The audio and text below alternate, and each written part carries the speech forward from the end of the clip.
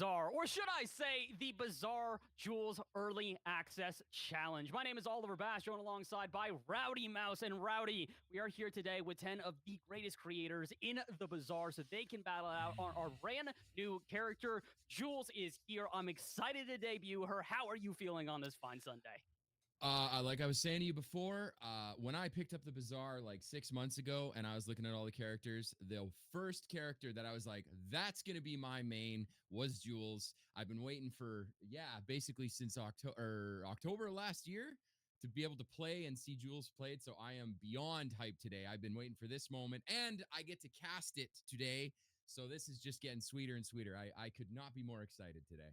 Oh, yeah, man. I mean, again, both of you and I have talked about this. We've been playing since way back before this game was even officially released, and we've been anticipating this character for a long time. The fact that we get to do this here and now today, not only in an official setting, with, like we said, 10 creators from around the Bazaar scene that are all going to be competing in 3 total runs. For those of you that do not know what is going on here today, it is, as it says above, the Jules Early Access Challenge. We've gotten a handful of creators, 10 total here. Let's make sure that I actually have the list so I can read them all off for you guys real quick.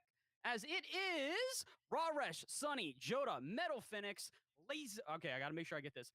Lazin, I think is how it's pronounced. Want to make sure that I'm getting everybody correct here today. Pato Papo, Trynet, Fun No Fun, Crip, and Little Monk will be competing here today in 3 total runs. If I'm not mistaken, I believe it is an hour and 30 minutes, and then 20 minutes for all of our creators. We're going to talk to a couple of them in between, but they get 3 total runs to see how many wins that they can get. And again, for a lot of these creators here today, Rowdy, this is maybe not their first time trying out Jules, but this is their first official run with her. Oh yeah, I was dipping in and out of streams yesterday and the day before, dipping in and out of the Discord calls and stuff, and it looked like a lot of the players are very new to Jules. Not many of them were in like the public test realm or anything like that. I know Crip last night, which here he is right now. He was looking at the Google Doc spreadsheet, looking at the items and just trying to small item, like, shield 5, play things by ear and figure things out. before. So I'm really curious to see how, especially some of like the really professional streamers come out today, because I played a little bit of Jules behind the scenes, and she's a bit tricky in a lot of ways, especially with the sockets. As you see, you start with a heated socket and then you get a chilled socket later, and that's obviously drastically affect how your items work.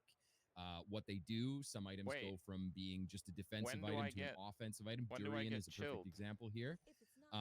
So I'm really curious to see what some of these more experienced professional minds cook up with today. Cook, absolutely, pun intended here, by the way. I do love that we're already seeing, like, you can see it in the mind of Crip. He, like, hovers over something, and the first instinct is go, wait, as he realizes it's already a synergy that he can build here off of these sockets. Again, for those of you that have not kept up to date with everything that's going on with Jules here, you get sockets, and the sockets can either heat or chill your items, and depending on what the effect is, it's going to change what the item does. I think that is somewhat inherently, you know, obvious if you're just kind of looking at the names that are on screen right now, or I guess the item descriptions that you're seeing. We're keeping up with Crip right now. If you guys don't know, Criparian is one of let's say sort of the godfathers of the scene. This is a man who has put out a lot of stuff to sort of talk about, you know, advancing yourself through the scene, talking about the metas in many different spaces. He is definitely a person who has been both an educational platform for the Bazaar, as well as also a very talented player. You and I think, have both, you know, seen the builds that he has made. You ever faced him in game before? Have you had the chance? Once.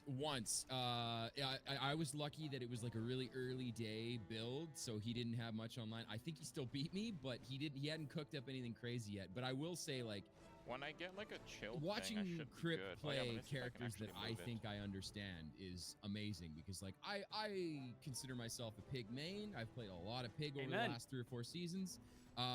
Sometimes, even to this day, Crip sees lines of play on pig that I'm like, you couldn't have paid me to find that build. I don't know how he found that line, and he makes it look so easy sometimes. So I'm really curious to see what he does with Jules, because his game sense and his foresight with it, especially with a lot of the not obviously powerful synergies. Like, obviously there's some big dumb synergies where you're like, that's good. I put that with A and B go together and here we go. But sometimes Crip makes things work that I'm just like, dude, I would not have seen that. So I'm really curious to see what his boards on Jules are going to look like, because I bet you we're going to see a few that are just confusing.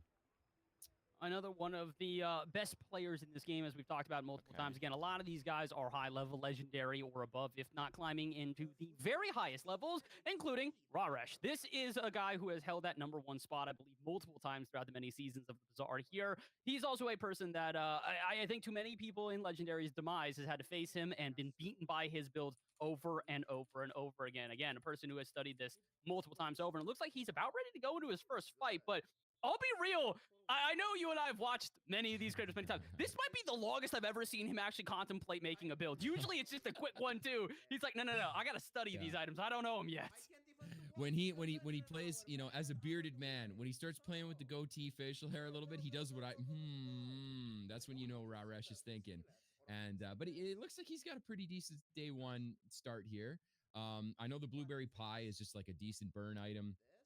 And obviously the skillet is just a really easy way to stack burn early. He's got that cinder. I wonder if he's going to put that on his skillet, or if he's just going to hold on to it. Probably going to hold on to it, because if he hasn't played her at all, he doesn't know what's good and what isn't. So that's fair. He's putting it on the noodles, which that is an item I have not been able to use yet. I haven't figured out why. I'm like, why do I want my noodles to be heated when I could just put a stronger heated medium item in there? But hey, maybe he knows something I don't. I'm curious to see how this first fight goes here. Again, all of our creators are just kind of trying this out, trying to see what works and what does not. As you can see, multiple items heated here, including those instant noodles. So I'm curious to see how these work. I think the idea for him day one is looking like just kind of survive while stacking burn. Again, multiple shield items going against other burn items. So for some greater context to our audience at home who might be watching this, these are all preset to only face Jules. All of the creators that we have here today are playing Jules. All of the creators will be facing only Jules runs. So you can kind of understand wanting to focus on a shield build in an instant like this, so you can try and fight up against the burn that's being stacked against you, or maybe trying to stack burn of your own. Looking like this one might be a bit of a stalemate, but with 64 regen, is it going to come back to bite him? No. 77 health, and Raresh takes our first win here for the challenge. Nice. I didn't think he was going to win that. Like, it's amazing. Day one, a decent amount of shield really feels bad when you're into a burn build. So he got pretty good there, pretty lucky. But yeah, we'll see. He's got the pasta maker, which, again, there's an item, a Jules Econ item, makes the pasta easy sell. But every once in a while, you can put pasta on your board. I've had a couple runs where I've been able to. I just needed food triggers or whatever, so I've been able to put pasta on the board. So I'm curious to see what he's going to do with that. We've got the prep station. What's the pig? I always forget. Ganjo. It's like the ganjo for food. Another item I haven't been able to make work yet myself, but it's definitely good. I'm just trying to figure out how it goes. You can see Raresh reading all the cards, but we are heading into Lazen, it looks like, who's got a different build. Okay, so here we see he's cooking. He's got the birthday cake, which for those of you who don't know, most of us probably don't, the birthday cake is a shield item that scales its shield based on its crit chance. And next to it, he's got the knife. I believe it's called Santoku. And it gives a food item crit chance. So his knife is scaling the shield on his birthday cake. And then he's got probably the hammers, or the meat mallet tenderizer isn't multicast yet, but that he's got a flaming toxic tenderizer beside it. So that seems to be his item that's going to get him there. But birthday cake is a cool item. I've seen some really cool crit builds on the test realm that scale crit on all your items, and then the birthday cake just goes wild, because obviously you can go above 100% crit, so it starts shielding like crazy. It's so interesting to see the combination of builds that have come out here so far. Again, there really are a multitude of ways you can focus on Jules here. Obviously, we've talked about the shield and as well as the burn, but as you can see, a multitude of weapons that can also technically work. Both the opponent that they are facing right now with the scaling cleaver, as well as also the multiple weapons on this side here. I think this is probably going to be a dub, and it's off of the poison, funny enough. So the enchantment coming in clutch here early. Classic. Yeah, this is why I am inclined, because I tend to play characters that don't use poison. Jules is another non-poison character. I don't think she has a single poison item. I tend to pick up a poison enchantment early if I can, because it's amazing what having just a little bit of poison on a non-poisoning character can do for you. It can make the early fights really easy. Now, he's got a cookie. Cookie's a great little item, typical ammo item that when it runs out, you destroy it, and it's basically just gives you max health. But this is a great item to use with his meat tenderizer, because the meat tenderizer there, the poison item, has a quest on it, use 60 food. And once you use 60 food, it gets multicast. So it's a great item to just kind of feed that quest while also giving yourself max HP. Synergizes really well. So that's a nice little pickup. He's eyeing up the pizza. That is my favorite Jules item so far. It's just a multi-casting burn regen item, but I love my balloon engines on Stel. I love scaling burn. I love getting cinders, and pizza just begs you with its 6 times multicast to put, it just screams, put cinders and burn skills on me. So I hope he can make that work. Also, there's an item called the pizza cutter, which charges food items, and it works very well, obviously, with pizza. So I'm hoping to see some pizza carries. Head to our boy Pun. Cold pasta. Pun. Let's see what he's cooking up. Pun. Yummy cold pasta. Shout out to Pun and his YouTube. He has some of the best, what do you call it? Like preview images on his YouTube videos. I bet it'll be fine. Hilarious and Bazaar related. So let's see what he's cooked up. Cold spot, maybe. Curious to see. Again, as you guys are probably noticing, there are a set of probably. We also have here. Shout out to I kind of forgot what it did. Making sure to get Another one of these? Is it just better? Again, it's going to be exclusively for everybody here today. Search of food, haste item on the left. I need one of these, man. Give me some guaranteed haste. That sounds pretty useful. On the other side here. That is going to probably be a problem if it starts to scale, but I think regen's going quicker on the other side. So 33 to 24, it's looking like that. They're backseating me in the Discord, by the way. I just got pinged, but the wine thing. Haste, it's kind of like dive weights on Vanessa. It hastes random items. He wants that to hit. Can this thing get hasted once, please? I'm begging. Oh, one haste. GG. It's over for you now. Guaranteed scaling. So as you can see, yeah, it's just not even close. 5 burn awesome. versus 24 burn, 24 regen on his rice. That's gonna take right. That's just brutal being able to. Yeah. I feel like that's one of the biggest issues I have when facing Mac often. Let's hopefully find some directed haste. Sure, we could play this. So difficult to try and fight through in the first couple of days. I also need to sell food. Yeah, let's go here actually. On day 3 is definitely seemingly a bit of a tragic space. There's so many things to do. Anticipated, but you know. It's still not a bad run. There are obviously the pieces being put together here. Right. As you can see, they've also got their second socket. They've got their chilled as well here. So Is Magog diabolical? Yeah, they're just me, but like a little bit better. I mean, quite a bit better actually, because they have directed haste, and I just have butter hasting whatever the fuck it wants. I have to watch it do this nonsense. Go get him, butter.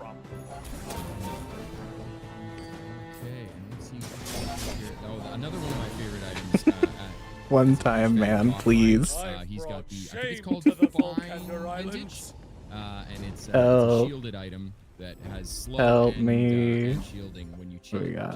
It's just a really versatile item, so love to see it. And what do we got? He's got his coffee. He's got pizza with 2 burn skills. Ooh. That always feels real good. I feel like that's by far the best way that you can go with this as well here is you're really looking for, again, pizza with not only as many multicasts as possible, but just being able to even bump up that burn a little bit. Having that multitude of burn on this player is going to be a huge difference versus it. Again, I know we're both pig mains, so we talk about this probably often, but Rice Baller has been one of my favorite additions to Pig as of recent. The meta that is built around that, using both sauna and textiles to kind of have a constant fire, has turned it into such a rapid fire, high burn item. And I feel like pizza is going to come into a very similar space. 6 multi-cast inherently is incredibly powerful. And then combine it with the fact that it's also giving you regen. I mean, again, another item, as we've spoken about earlier between the two of us, where some of the items that are coming out for Jules are really going to be very Jules-oriented and difficult to play with other characters in the game. Very specifically, pizza is one of those ones, because when it is heated, that's how you're getting the burn on it. Otherwise, it's just giving you that regen. So if you can get that 6 multicast plus having it heated, makes a huge difference, as it probably will here for Joda. I fail to see how they don't win this fight, considering the insane amount of burn they're about to stack. Yeah, absolutely. It's definitely an item. Oh, mind you, that's wait, hold on. Strong.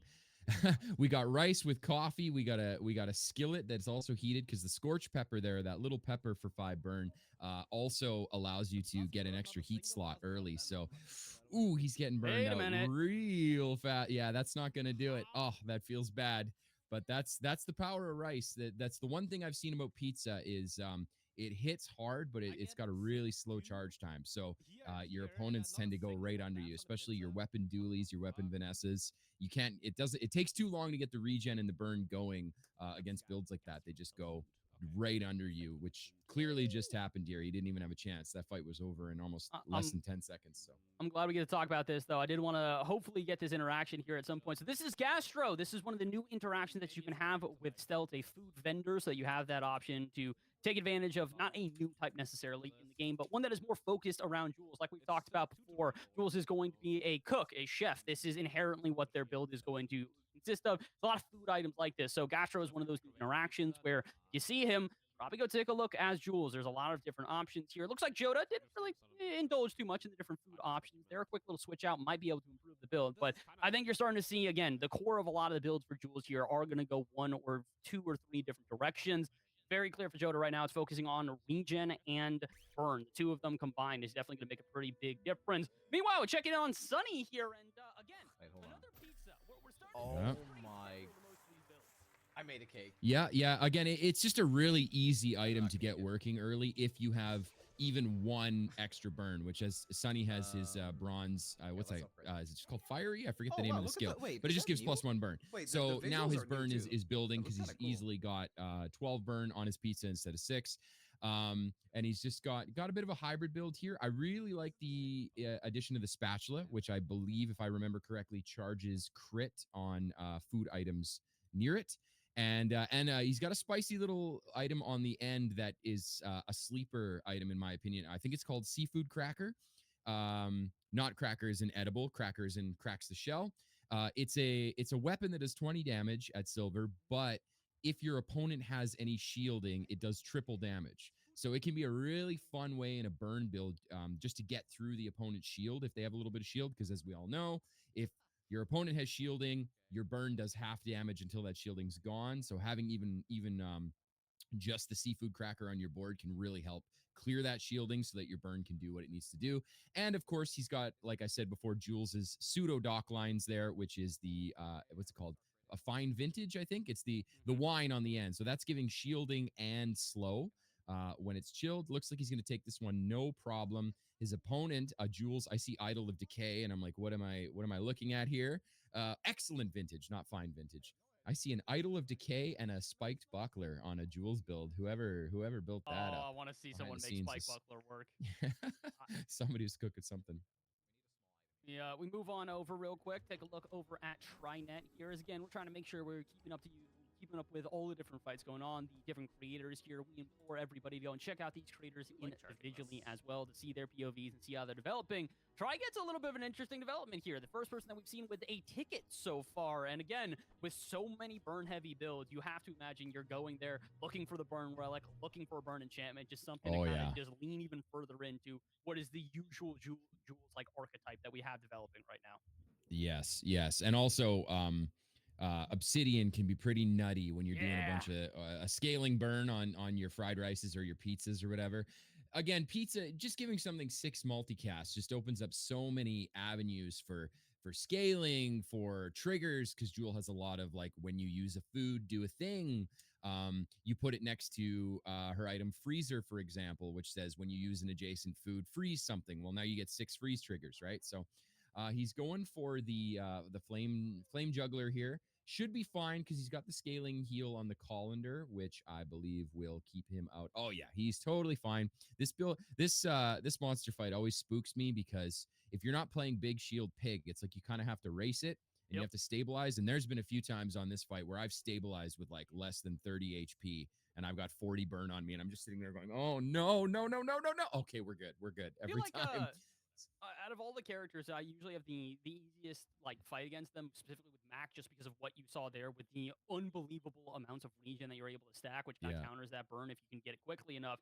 As you can see here, that's exactly what just happened. The fried rice gets the scaling pretty quickly. The burn plus the regen ends up totaling out to just about 200. So Try starting to find himself again. Another good synergy here early, and it really is showing that maybe as much as we talked about Shield in the early days, as you develop further on with Jules, it's seeming like burn and regen are really ways to go, especially in a mirror match like this. That's a bit insane to see both the microwave and fried rice just same spot, both boards.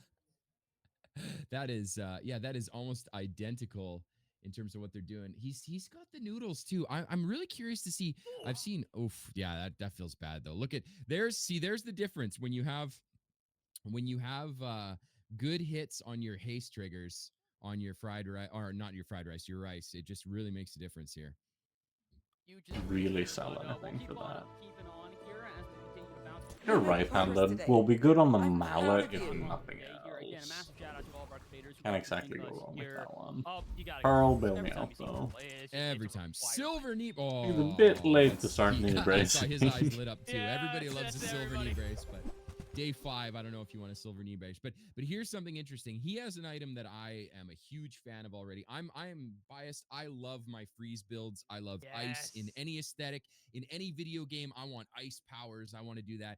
And he has well, the name escapes me now. He's got that swan. What's it called? I forget what it's called. I've got the reference here. But anyways, is it literally just Ice Swan? Oh, okay. I thought it had a fancier name than that. But anyways, Ice Swan is a really cool item. It freezes 2 items, but it also makes, if it is chilled, which it is, you can see under the Ice Swan, the little blue line, that is the chilled socket. If it is chilled, the items next to it are also chilled. So essentially you net an extra chilled effect, which can be very powerful on Jules because Jules can only get up to 3 sockets at one time. So being able to get an extra socket this early can really make a difference, especially with the Ice Swan, because you can pivot into a couple of different freeze builds on Jules, which are very powerful and can be very devastating. Especially there's some really cool ones, like there's Slushy and Freezer. Freezer's a good one. So I'm really curious to see what he does with it. Chill doesn't matter too much in this case. Because it's just chilling the fine vintage. It's not, or excellent vintage. The chilled pizza doesn't do anything, but that's fine. It basically just means he's guaranteed an extra chilled slot if he needs one. And I really think, based on my limited time with Jules, managing your sockets, your heated and your chilled items, is going to be huge and crucial to your success, basically.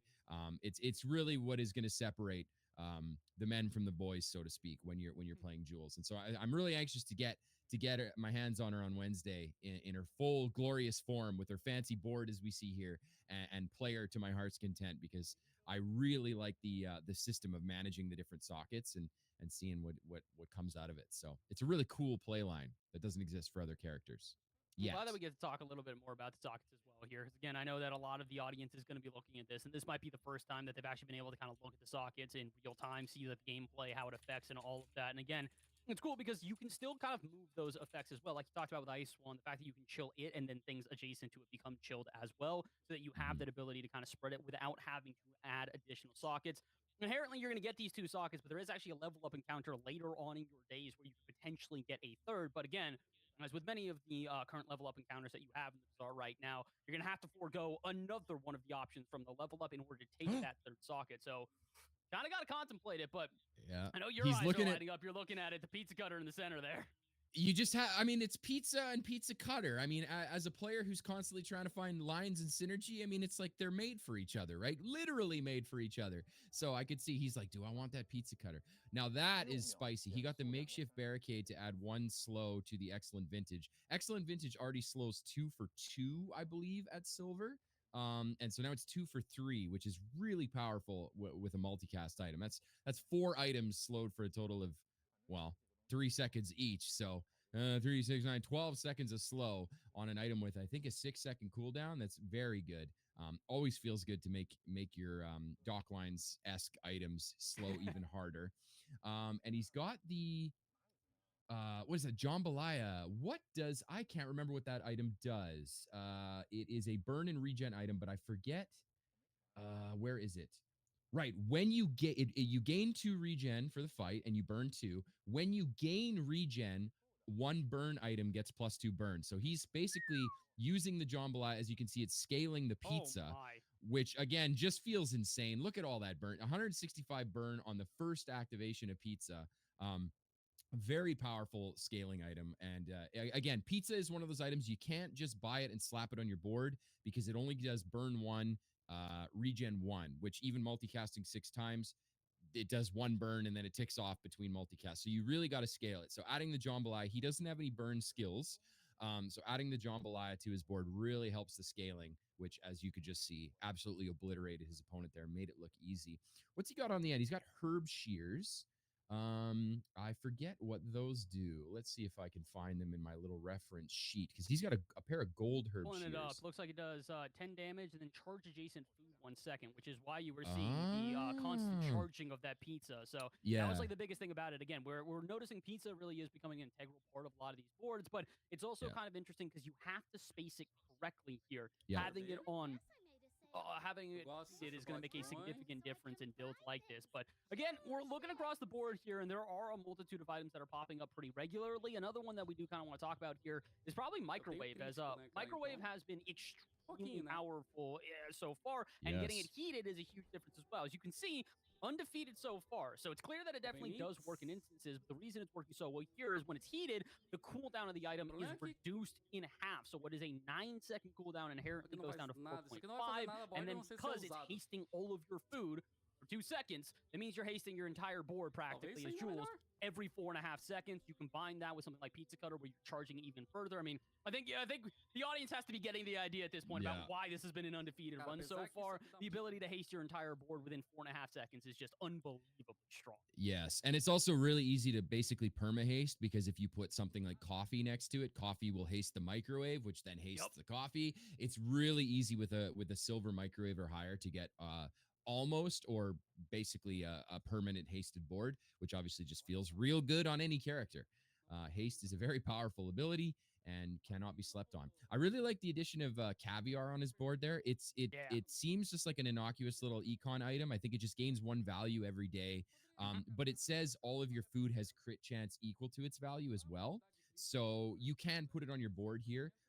Not very powerful with only 3 value, but hey, I mean, if you got an empty slot, crit is crit, right? How many times have we been fighting a ghost or a monster fight on random day, and you get crit by something that has 6% but only crit? On the monster fight, not on the PvP. Only the monster fight is it ever going to happen when you get the random 6% crit chance. Doesn't look like it needs it though. That is 150 burn with what feels like the blink of an eye. So again, Microwave proven to be probably one of the stronger early items for Jules, which it makes sense. Again, haste early is incredibly powerful. Haste on all of your items early, good luck to your opponent. Yeah, it's very easy to go wide with food and just have that be your only tool. Plus, that's the one synergy. So I was talking before about I can't make this item work yet myself. He's got the instant noodles. So instant noodles cooldown is halved, I believe, if you have a medium tool. Microwave is obviously a medium tool. So I think that noodles is a 2-second cooldown right now. He doesn't have it burn because you only get the burn if you have it heated. He's got it chilled, but it's still a really fast activating food, which obviously, if you're looking for food activation synergies, a 2-second food is incredibly quick. So that's really cool. So moving on to Crip. Crip has his Durian build, which is basically the Jules equivalent of a shield bash build on Pig. Also, I just moved back from Vietnam, and I can confidently attest Durian is an absolutely delicious fruit. Don't let the smell as bad as like everybody says. Does it actually smell that bad? It absolutely does smell bad, but fresh durian, when you're not buying it in the grocery store, when you're buying it off a Vietnamese farmer who just climbed a tree, picked it, and hands it to you, doesn't smell bad, and it tastes amazing. But he's got the apron, which is kind of like the Jules equivalent of Pig's robe. It's a fast-acting shield item, but it scales based on, I believe it's your food. Every time you sell a food. Every time. Or is it sell a food or buy a food? I think buy it's, I think you're right. Buy a food, yes. Yeah. Buy a food, you get +10. Right, so here we go. So he's been buying foods. Obviously, it's gold, which is huge. Does that say 585 shield? And then obviously your durian says when it's chilled, do damage equal to your shield. So pretty kind of standard, very similar to like a silk shield bash build on Pig, with some twists though. Again, we see fiery microwave coming in hot. Pun absolutely intended. And we see is that a deadly coffee? Now that is nasty. Because he's given his durian crit, and also the coffee is hasting the durian. This one is better. This still sounds so funny to me. I'm so used to other characters being like, oh, here's your spike shield, here's your flaming claymore, here's your laser gun. Now I'm talking about microwaves and durian. He's got the stack of pancakes. It's a bit of a trip. But yeah, no, it's looking good. Deadly coffee with a shield bash build is really cool, because obviously any pill buggy or spike shield, or in this case durian, any shielding damaging item, it'll crit on the shield, and then it'll crit on the damage, which sometimes the math just goes crazy, and you just do a bajillion damage. So let's see how this works out for Crip. I'm definitely going to be able to He's got, what else he got? He's got a power sander on there. And he's going up against a weird shield. This kind of works in his favor, though, because again, it's a burn build. With him stacking shield, he's going to be able to counter it. He's going to two-shot him if he does this right. And again, we got to keep talking about the haste that we're getting from Microwave. Look how quickly the Durian is firing. 2 shots in barely an amount of time. He does get the crit, though. He gets it during the PvP fight, and that's you know, it's a little extra luck on his side. Not that he needs it, though. Undefeated through 6 days. That's 6 on 6 here for Crip. So he's one of the guys that seemingly studied. I know we've talked a lot about his ability to adapt as a player versus maybe some of the other base, but he's proving it already here in our Invitational. Absolutely. And he's got that little item. So he's got pancakes there, which, that makes me so hungry. Tracer fire. Wow. Oh, that's a spicy one. He took the shield cooldown reduction skill, which is very good here. Yeah, valid. The item right on the end, that's not secret sauce. I forget what that item is called, but I know it scales shielding. What is that item called? I believe is that not eggs, or am I looking at that wrong? I might no, no, that's not eggs. Where is it? Where's saffron? It just scales shielding. So he's got some scaled shielding on his fast pancakes, and then obviously you got your big apron for the big shield, and then you got crit on your Durian. So no, he's looking good. So let's see. So we're on to Joda here. Day 7, 1 loss, and he has. Is that a slushy machine? I think it is. No, sorry. That is. Trying to make sure. Yeah, no, that's Tea Infuser, which is another burn item, or Tea Siphon. Sorry, Tea Siphon. Burn 10, and then if it is heated, the item's cooldown is reduced by 50%. So it goes down to a 2.5 second. In this case, he's got a 2.5 second burn 9 item, which I don't know if you can do math very well, but 2.5 seconds burning 9 definitely means the burn is going to stack. And then he's got the grill. Is that grill? I believe it is the grill. Yes. Which I know. Yo, you go ahead. You found it. I was going to say, what the grill does is when you use a food, burn 5. When you use a heated food, increase the burn by 5. And then adjacent items also get heated by this. So another way to kind of spread the proximity. He doesn't have it heated currently, but it doesn't seem like he needs it. With the pizza next door, it's just gaining a ton of scaling already. 35 per shot. So you can see it's very much a stack burn build, and it is working out. 500 burn already. As soon as that shield is gone, his opponent's going to drop. The only problem, they are scaling shield. No damage really being against him, but again, this kind of shows the variability here of a character like Jules. Not necessarily enough variety to be able to withstand 1,200 burn, but as you can see, there are shield builds very effective for her. Yes, absolutely. And then the cheese wheel is a fun one because I think it's kind of like an Atlas stone for pig, except for shielding. It doubles its shield. It starts at 1 shield and it doubles its shield every time you use it. So it can get huge really quickly. As a fellow Atlas stone enjoyer, I always like to see items that do that. Start small and then grow out of control. Yeah, I did not realize. Sorry, that item is called grill, right? Yes.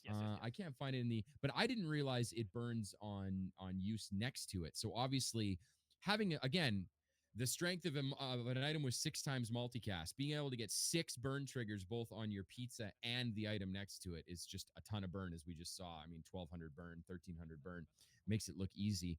And he's getting a rice cooker here, which I believe hastes your heated foods. Yes, which is great. In the bag, because it doesn't really work right.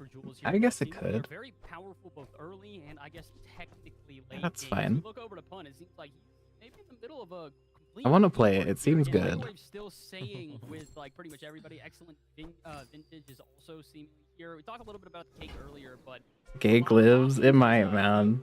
Shield. Jumbo Walk finally also looking to needs to be here. Been really interested in Jumbo, not only for the sake of it being very solid, but also the fact that it is a 3-second cooldown. Anything with a cooldown that low inherently is going to become a powerful item, and we've got something like that where when it's heated, it also scales itself and other items. I mean, it's just it's going to be strong. Yeah, and it's cool because you can see he's got the scorch pepper in his inventory in his backpack, which will make the food to the left of it heated as well. So he has 2 heated slots here, so you can see he's trying to figure out: do I want to use the grill Do I want to use the walk?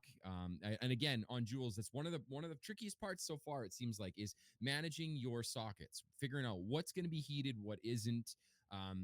Because obviously, if it was up to the player, the entire board would be heated or chilled, and you could just throw every heated item you had on there and call it a day. But it's a new resource. It's really interesting to figure out because it does really make or break some builds. And also, I don't know if the chat knows this, but when you get your chilled socket and your third socket, if you want a third one, you see an event later in the run. I think it's day 11 or 12 or level 11 or 12. Yeah.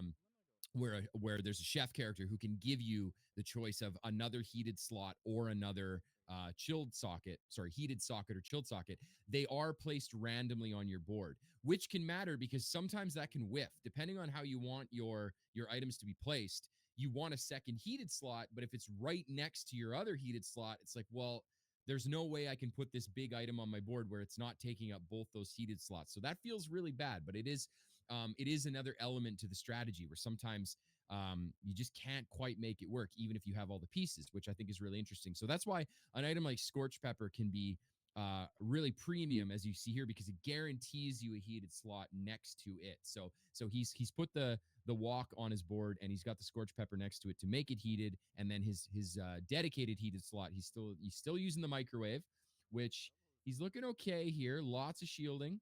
Not as much scaling from the walk as I was anticipating. I honestly thought that it might go a little bit harder here. Unfortunately for him, I think that might be the biggest problem, is that he's definitely putting on a good burn and stacking well, but against 15,000 shield that is continually scaling, good luck. I'm starting to see what you're talking about with Cheese Wheel, man. Oh, yeah, God. See, just absurd. If you let a fight go on this long, Cheese Wheel will, I mean, look at that. That's 120,000 shield. Shout out to whichever dev created this ghost. You are ruining his day. Yeah. Shout out then. It made it look easy. 1,300 burn. It didn't even hurt him. And now we are switching up to somebody near and dear to my heart. Little Monk, one of our premier Chinese streamers. He's been in a few of the tournaments that I've organized. He's been dumpstering left and right every time I see this guy playing. Dude. He's undefeated through 8. Good point. Yeah, let's give credit where credit is due. Absolutely rocking it. He's about to hit level 9. Which is when, it's level 9 you get your extra board attachment, your extra socket. I thought it was level 11. I thought it was after your level 10, but it's before it. So he's going to hit level 9. He took an extra heated slot. So as you can see, it randomly get placed on his board, and he's got Gingerbread House. This is a really fun item. Basically a shield item that has fiery enchantment built right into it. If you heat, it burns for 10% of your shield. Not the shielding it does. It burns for 10% of your current shield. So it gets absolutely out of hand sometimes if you relax during the day and you start with shielding, or Cheese Wheel again comes through, the burn just goes absolutely astronomical. And as you can see here, he's doing another classic. He's got the pizza. He's got the jambalaya for scaling. Pretty standard looking. I say standard as if Jules has been out for years. Standard looking cookie cutter Jules build. Cookie cutter, another food reference. Pun intended. But he hasn't changed his board much, but clearly he's looking to pivot into the that is interesting. I see Shielded Lighter and Icy Barb Claw seem like they could be good, especially if you want to hold on to the enchantment, but apparently not. Might hold on to that lighter for a little while, though. Again, we're really seeing I kind of feel for Monk in this instance, though, because he does have an option in the back pocket for Gingerbread House, so he can switch up the build and start going more towards the burn shield aspect. But I don't think he's going to play it, or doesn't really have much anticipation to play it at the moment, just because there's not a lot of shield on his board. So you can kind of see the thought process of, do I put it in? Do I leave it out? What do I do with it at this point? And again, trying to navigate around that with the sockets now that he has had the chilled socket get placed directly next to his heated socket, and then another one only 2 slots over. So it's made for an interesting board for him, but it doesn't really seem like he's struggling whatsoever. Again, that pizza is just kind of cooking, and the ability to get it up to 15 naturally is just kind of absurd, because you fire once and already it's a problem for most builds. Absolutely. And that is one thing you touched on it with the Gingerbread House that I really like about Jules, is that on a lot of characters, it's like you find that big, dumb, fancy item, and it's just like easy instant buy, slap it on my board, we'll make it work, right? Well, Gingerbread House basically does nothing if it's not heated, right? It does 25 shield on a large item. I mean, you can get that on pancakes on like day 2 on a bronze pancake. So you need the heated, but he's got to manage his 2 heated slots right now. And because they're so close together, if he puts Gingerbread right in the middle of his board, that takes up both the slots, right? So he's out. So it's a very tricky new management system that I really like. It makes a lot of lines not immediately obvious the way it might be on other characters, which is really cool. Now that is an interesting build. It's an interesting build here, but also, unfortunately for Try, they've done... I think you and I have probably experienced this multiple times, of being on your last life and going, do I try to find pieces of my board I can build by skipping the event, or do I try to go find a relic or an enchantment from one of the relics that can actually save my board? Try has opted here for going to the expedition to try and find an item that could potentially save his board here. Because again, last life here for Try, so this would be 4 wins. I do want to remind everybody at home here that this is not only a, hey, can you do your run? Can you get some wins here? It's also time. So in just about a minute's time, there will be 20 minutes left for all of our creators on their first run. The first run is going to be an hour. After that, it's going to get shorter and shorter for every run. So by the end of the day, you're going to see people basically speed running their builds here. Maybe to the detriment of some players. Unfortunately for Try, though, even with the extra hours here, or extra full hour, excuse me, it's seemingly been a bit of a difficult task. They're really attached to that rice, and I'm wondering if they've got a plan for it, if they can find the right item here in the expedition. Yeah, so he's got a very powerful large item in the middle there. He's got Food Truck, which is an item that says haste adjacent items for 1 second. But more importantly, when you haste a food, charge that food 1 second. So it synergizes really well with the microwave, obviously, because the microwave is hasting all of the foods. So his fried rice is getting hasted by the microwave, which gives it burn, gives it poison, gives it regen, but then also, oh boy. In the kindest way possible. The Bazaar, how dare you put an item like that in the game? That thing is so hard to fight every time. I love it. It's a great item, and I'm glad that it's here because it has created some of the most disgusting burn builds I have ever played with. But not surprising, that is why you go to the expedition in instances like this. The only problem, and you can see it from Try's expression, he might have been leaning for one of the enchantment relics, which he did not get. Yeah. So now he's got to try to fight and find a way to put that on the board in what could be his last life. If he loses here, that will be the end. And oh boy, that's an interesting one. Oh, that feels bad too. When you're in a burn build that is scaling without Blaze Hal Warden, it feels bad to see a giant item that has the word restorative attached to it, because I mean, look at the difference here. He's burned hundreds and hundreds of burn, and he can't get through his opponent's his regen, precisely because that restorative is already at 1600. So it's just purging away so much of his burn. So looks like our boy is going to finish off with four wins on his first run. That feels bad, but that's the Bazaar. It's a crazy place. It's a growing pains here at this point. It's a new character. So again, for a lot of these players, this is going to be their either first time looking at Jules or their first time playing a competitive lobby. Again, a reminder for most people at home. This is not only that they are playing as Jules today, but they are only playing against other Jules as well here. Want to mention, by the way, new splash screen. Looks awesome at the end there. Big fan of how it looks. I love the adjustments here. So nice. Crispy. So, whoa, there's a new item I haven't seen before. Cloud Tanker. Looks like I got to boot up Jewel or Stell this patch too, because I am a man who likes his drones, and that looked like a big, large drone. Restorative kitchen scale. He's going through our girl Pearl. Pearl always comes through. Pearl's like JJ, you know. JJ, when you're on your last legs, and you're like, JJ, you sell items. Come on, man. All I want to hear is the Bazaar is a crazy place, right? Because when he shows up, he always bails me out. And Pearl's the same way. You just dig and dig and dig, and she's going to hand me some stupid, big, icy, enchanted, dumb item that just gets me to 10 wins. So, did he just take? He didn't just take a he took Junkyard Lance. Did he? Did he really? Oh, okay. That's not really... okay. Oh, he took it for econ. he had multiple. He had good econ, plus also multiple enchanted items for Jules ran through as well. So kind of one of these things where I wonder if he didn't really know what he was looking for, just kind of hoping for a Hail Mary that'll save him, but then kind of started realizing I don't really know if I want to do that. So Unfortunately, it might not exactly work that way. That's a cool one. I was gonna say though, this is the build we just watched win, so it's not like he's struggling at the moment. No, not at all. Now here's a question for you. So I believe, yeah, Azakan Stew, that medium item with the shielding, does that look like a depth charge to you? Because I see it, and I see Vanessa's depth charge every time, and it functions actually very similarly. It's got multicast. It does multiple things. It does burn, heat, burn, regen, and shielding. And obviously, it gets multicast per. I think it's per burn, shielding, freezing, etc. Food you have. So it is kind of Jules' version of the elemental depth charge. Shiny coffee. Now, where did he get that shiny coffee from? It had to be an early transformation. It had to be grabbing that day 2 or level up 2, and then just like trying to get something from there. I will say, gold. I know we're talking a lot about obviously like the small one. The restorative here has been unbelievably strong against what are mostly burn builds. So being able to cleanse a percentage of that burn, and a high percentage at that, has been extremely useful here. Move back over to Sunny to see how they're doing. And another one of our creators that has managed to get at least 7 wins. We're starting to see kind of, I don't feel like we've seen anybody that has been too powerful in later days. People are starting to definitely struggle against other builds here, but it's interesting to see again, different archetypes that different builds have gone after, and the varying success of all of them. Yeah. Sunny has seemingly gone with, I think this is a mostly shield and burn build, so no regen on the board, a decent amount of slow from Flashbang as well as the Clamora, but interestingly, I would say more diverse than a lot of what we've seen so far elsewhere. Yeah, and that the item to the left of I forget what that item's called. It has a fancy name. He's got the shielded burn item there. What's it called? Here it is. Emu?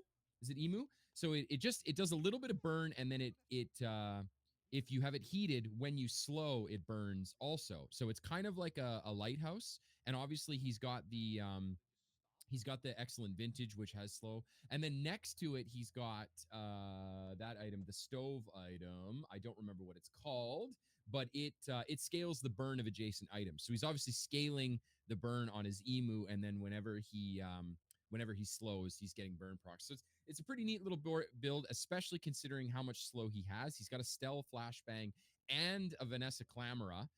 So he's got enough slow triggers to go around. He buys a Toxic Scorch Pepper, which is really interesting. Unfortunately, as he's finding out right now, it only heats the item to the left of it, so putting it as far to the left as it can go pretty much doesn't do anything other than just a little bit of burn.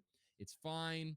I don't know, man. I think I like the Flashbang in that position more. Do you want a flat 9 burn 9 poison, or do you want more burn triggers on your Emu on top of your slows? I think you want those instead, but I wouldn't get rid of the Scorch Pepper because, again, it adds a heated slot to your board. It can be a premium item that you can get very early, and having an enchanted one obviously is all good. So I think he's thinking the same thing I was thinking. I think he's realizing that now, actually. I don't think initially that was the thought. I think he initially was kind of like, I don't really know what to do with this, but maybe now trying to figure it out.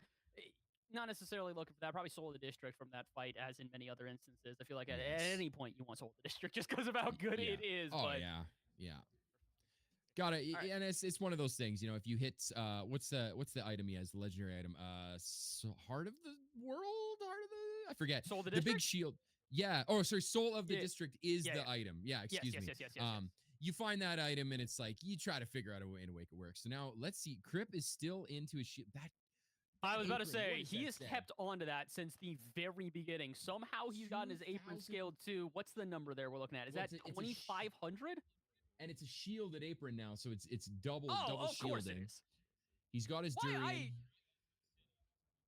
And his durian is obsidian, too. So he's got an obsidian durian. So, no, Crip is, once again, look at this. Is he undefeated, too? Or did he lose day 1? I don't know. I think he's undefeated. It looks like he's undefeated because he's on day 10 with 9 wins. So I feel like out of all players I've watched throughout my days, Crip is, as with probably many of people in our audience, one of the introductions into the Bazaar has come through Crip, and he was one of the first people I watched when I got into the Bazaar. And I'll tell you this much. Why does this man always get these runs where it's just like uniquely every enchantment and item has been like perfectly found for him where he can work this way? And he's doing it right, man, especially when you combine it with Dishwasher, an item that has been in the game for a long time. But as you can see, it's been adjusted a little bit here. So now, when it's heated, your weapons deal double damage. So an Obsidian Durian that's already dealing double damage, and then you've got a Dishwasher, which is also doubling the damage, and then you've got a shielded apron, which is doubling the shit. I think the audience can probably get the idea of and 90% how well this is crit doing. chance. 90. I want to see. He's gonna crit for like 80,000. This is what I'm talking about. When you start getting into shielded bash with crit with obsidian, the numbers just go blah blah blah blah like in a casino jackpot. It's just like bling bling bling bling bling bling, and you just see a gigantic stupid number on the screen. You're like, I guess I win. So this is a crit. So funny little related anecdote here. So I reached out to Crip a couple of times to join a few tournaments that we've hosted here and there.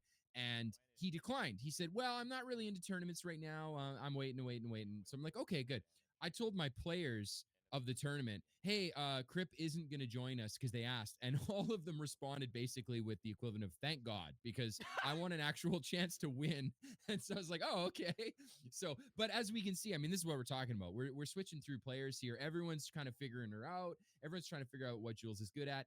None of them have over 20 prestige. And I just got told in my ear that Crip currently has 25 prestige, which means not only is he winning, he also got the ring from Arkin. So he has over what you're supposed to. He's winning more than you're supposed to be able to win. So let's see. I want to see a big crit here. Let's see this gigantic, big, this is his perfect matchup, too. It's a burn matchup. This is exactly what you want. You want to be able to stack so that you can avoid it. And I feel like even one shot here. Yep, that's it. All right. Have fun with the 10k damage on your head top. That's an undefeated win for Crip to start off. All right. Yeah, I mean, I'm starting to understand why your player said that. This makes sense. Yeah. Durian, man. I mean, again, I'm biased. Durian in real life, shout out to Durian. Shout out to Southeast Asia and Durian. It's coming through in the Bazaar, but in real life, if you can get fresh durian, it is absolutely delicious. Although, for those of you, if you travel to Southeast Asia, don't try durian coffee. Don't do it. I tried it. I was like, oh, durian coffee. I like durian. Must be good. It tasted like ass. It's not good. I don't know who it was for. I was, and it was fresh durian. Such good coffee. That feels like you have to get good coffee there. Yeah, and so I was like, well, they have good durian, and they have amazing coffee. I like both of these things. Let's put them together. The store is selling it, so obviously they sell it often, and I tried it, and I was like, nope. So anyways, I'm noticing Sunny went back to the flashbang, and not only did they go back to the flashbang, but they improved it. If I'm not mistaken, I think that's 4 ammo on the flashbang as well here. So this is, again, for another 10 piece, it would not be undefeated. 5 ammo on the flashbang instead. Wow. This might be a good build. And again, interestingly enough, not a ton of scaling here. There is some scaling, don't get me wrong, but it's more about the charges that we are seeing there. And goodness, if it isn't working out. 900 burn, that's another 10 piece. Sunny will join Crip as a part of our 10 pieces for the first run. And again, a reminder to all of you at home here, 10 minutes left in this one. So for all of our creators, they got to hustle a little bit here. And apparently, Sunny is one of the ones to be able to do so. You can see the elation in the screen there. I think he was aware, like, I'm running out of time. If I don't get this done now, I don't know if I am. But that's another player gaining that 10-piece. And I just got told Little Monk, our Chinese professional streamer from Bilibili, went 10-1 in his runs too. So we've got a few 10 wins today. Feeling good. We got a pumpkin. I haven't even seen that Jules item before. What is pumpkin? That looked delicious. What was that? Big purple round pumpkin, man. And also, while we're on that subject of pumpkins and purple, shout out to the art team, because we keep saying cooked. It's Jules. Look, the puns are gonna flow. It just is what it is, guys. I apologize in advance, but like they cooked with the art on Jules, man. Every card is just gorgeous and aesthetic, and the palettes are nice, and the food is mouth-watering looking. Even the alien looking stuff just looks so good. I want this board so bad, man. I maybe this. Yeah. Again, I know I'm not unique in this one, but every single time that whenever I like switch up my board, the first thing I do is like for a full day, just kind of mess with every little thing, every little interactable that you've got on the board here. And again, Jules, just such a great art style here. You can see with a lot of the players as well, they've chosen that pancake, the sort of tentacle skin here for them. And it's just one of my favorite in the game. It's just so interesting. Ooh, now here we see Freezer. Jotun is not only looking pretty good here, but he's fighting Toby. That's a Tempo Toby, and I'm pretty sure that is the head of balance himself, Mr. Toby. And just looks like the game was balanced by him for him, because he just dumpstered our boy Jotun convincingly. Fiery Freezer with the food cart is very, very good. He's got slushies. He's got sorbets. Basically, every time something freezes, he's getting procs of damage, and then the cart is, I believe, items next to it if they're chilled, you freeze, and then if they, I think it also freezes. So he's got a ton of freeze triggers there, and obviously the fiery damaging freezer just comes through. So I don't know let's how he see stacked his damage that high either. That inherently starts at 50 damage, so he somehow got it up to 350 damage shot. So it melted, but it definitely melted with a lot of intention there. Cornucopia, I've never seen that item. But okay, we're moving on. So we have another feast build with some salt for crit next to it. Oh, was Lazen undefeated? Lazen, I believe, is undefeated. This is their day 10. Ooh. They have 9 wins. So if they win this, we would have somebody joining Crip as undefeated. Unfortunately for Lazen, good luck getting the 5 extra prestige that somehow Crip found, but still a good chance here. And as you can see, that's why we've seen that large item ran multiple times. Man. My God, man, look at the poison being put out. Oh, yeah. That feast is such a fun item. It's fast. It hits hard. It gives you tons of regen. He's still using... I'm actually surprised to see that this late. What is it called? The Banu leaves, the little shielded item there that says whenever you use a food, charge this. But again, there's a perfect example of seemingly innocuous little food items are charging the feast. So while the Banu leaves it's just shielding 50 and it's looping really fast. Every time it goes off, the feast is scaling. The feast is his primary damage item. So he made it look easy. Another diamond run. We got a few of those today. Definitely we are in a competition here. Nobody is a clear front runner at the moment, but a few players are definitely making it look easy. I feel like, unfortunately, for a couple of the players that we've looked at here. Whoa, we didn't even get a chance to talk about it. I was going to say, Pato in this one as well, with 10,000 burn on his head. Welcome back to beta version dually burn, because that's like the last time I've seen 10K burn in that quick a fight. Unfortunately for Papo there, that is actually going to be their final fight. They'll finish on 8 wins instead. I know our Brazilian audience out there is probably a little bit upset. I've seen the support for Brazil, and unfortunately, not quite a 10-piece here to join some of our other competitors. Nope. That cheese wheel, the heartbreaker of the day so far. Every time we've seen it, all we've seen is the oppressive version of it. I didn't think that item was very good when I played with it, but I didn't know what I was doing with it. But everyone I see using it here is shielding for 10,000 and burning for 10,000. So clearly the players know something I don't. He's going to avoid. Yeah, that feels bad, man. You get the Blizzard skill the first time you use an item, freeze all non-weapons. Yep. That's a really powerful skill. But when you're looking at a board like this that doesn't have a single weapon on it, it's literally only a handicap, which feels so bad because that... It's been interesting. We talked about the weapons being potentially useful like early on for Jules. We're not seeing a ton of them outside of maybe like one weapon on the board that is the central focus. Lesser so what has been kind of a developing meta throughout, I would say, the recent seasons of the Bazaar, with weapon spam being really important here. So not seeing that with Jules. What we do keep seeing is the restorative feast. That thing just will not die, man. I feel like every time you see it, it's a threatening position. And I think Lazen knows that too. You can see him smiling. He's probably a little nervous knowing exactly what that weapon or what that item does. Oh, yeah. Restorative feast of Jambalaya and the microwave keeps coming out. Seems to be a decent combination. He's got a decent amount of scaling here, but good. The shielding might keep him because if he can outshield the burn, I mean, shield beats regen in this case, right? If you can, I think he's okay.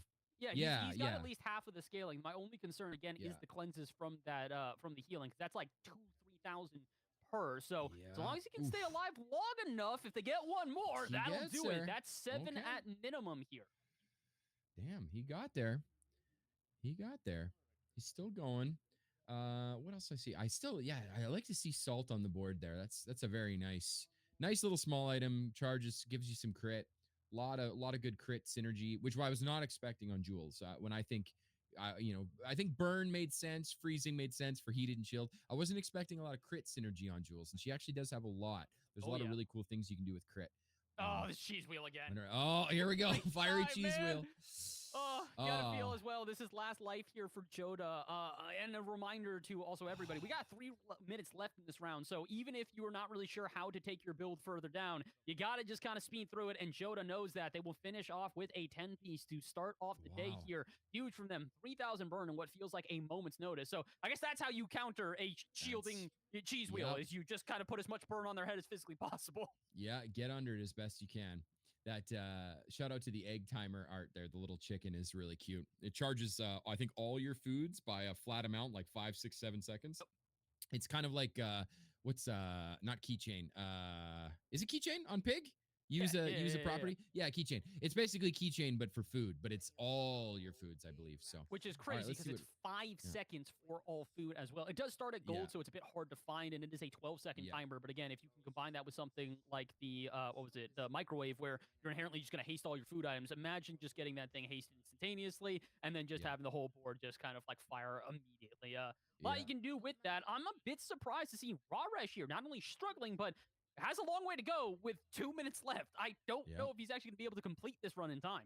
Yeah, well, this is one of the problems I think with or maybe not problems, but weaknesses with the sort of shield bash builds. In the similar vein of like Stell with Pill Buggy, right? Is that when they work, they work. You one-shot people, you do it in 5 seconds, you don't care, you have 100% crit, but you need to put a lot of pieces together. You have to have a decent enchantment. So I think he's got Deadly on his Durian, which is okay. It's not as good as something like Shielded or Obsidian probably, but it'll get him there. But you also probably need crit skills, because you gotta get your crit high enough that you're critting for big shield and then big damage. And the problem is if you just if all of those pieces don't come together, the build just doesn't hit hard enough, right? You'll hit the first time, you'll do half their HP, and then they just outscale you because it takes too long to charge up. So I'm interested to see what he does here. Bubblegum Floor is one of Jules' only properties, which is pretty cute. It's shield equal to 20% of your max health, and then when you slow, you get 100 max health for the fight. And if it's heated, when you use a food, slow, which is a really cool synergy. So you get lots of max health, which gives you more shield, which also feeds into the Durian. He crits the monster, makes it look easy. So hopefully he can just do that on a PvP fight, and then he'll be laughing. Probably going to buff. Yeah, he's probably going to upgrade the Bubblegum Floor. Makes sense. Because, again, you get much more max health every time. You're getting basically 20 shielding every time you use a food now. Which is a lot when you got looping foods, but yeah, we'll see. There's another item that I really like the feel of it. Laurel's favorite. Laurel is Jules' daughter in the lore, for those of you who care, which is probably all of you. And you can see it's like her favorite food, and it gets bonuses if it's the only food on your board. A little hard to do that, I will say. Yes. But there's a few builds I've seen where people dumpstered me with like Laurel's favorite, and then they had a bunch of tools to enable it because it was like just her only food. So it's a kind of cool synergy where it's like the only food I need is the food my daughter likes, and then I just have tools to cook for it. I like how the cards and the items in the game just kind of like tell a story on your board. Let's see. He's looking at Mousetrap. But we are out of he might time. have to be cut short here, because unfortunately that is time. We have hit the top of the hour here, meaning that is our first hour of gameplay done.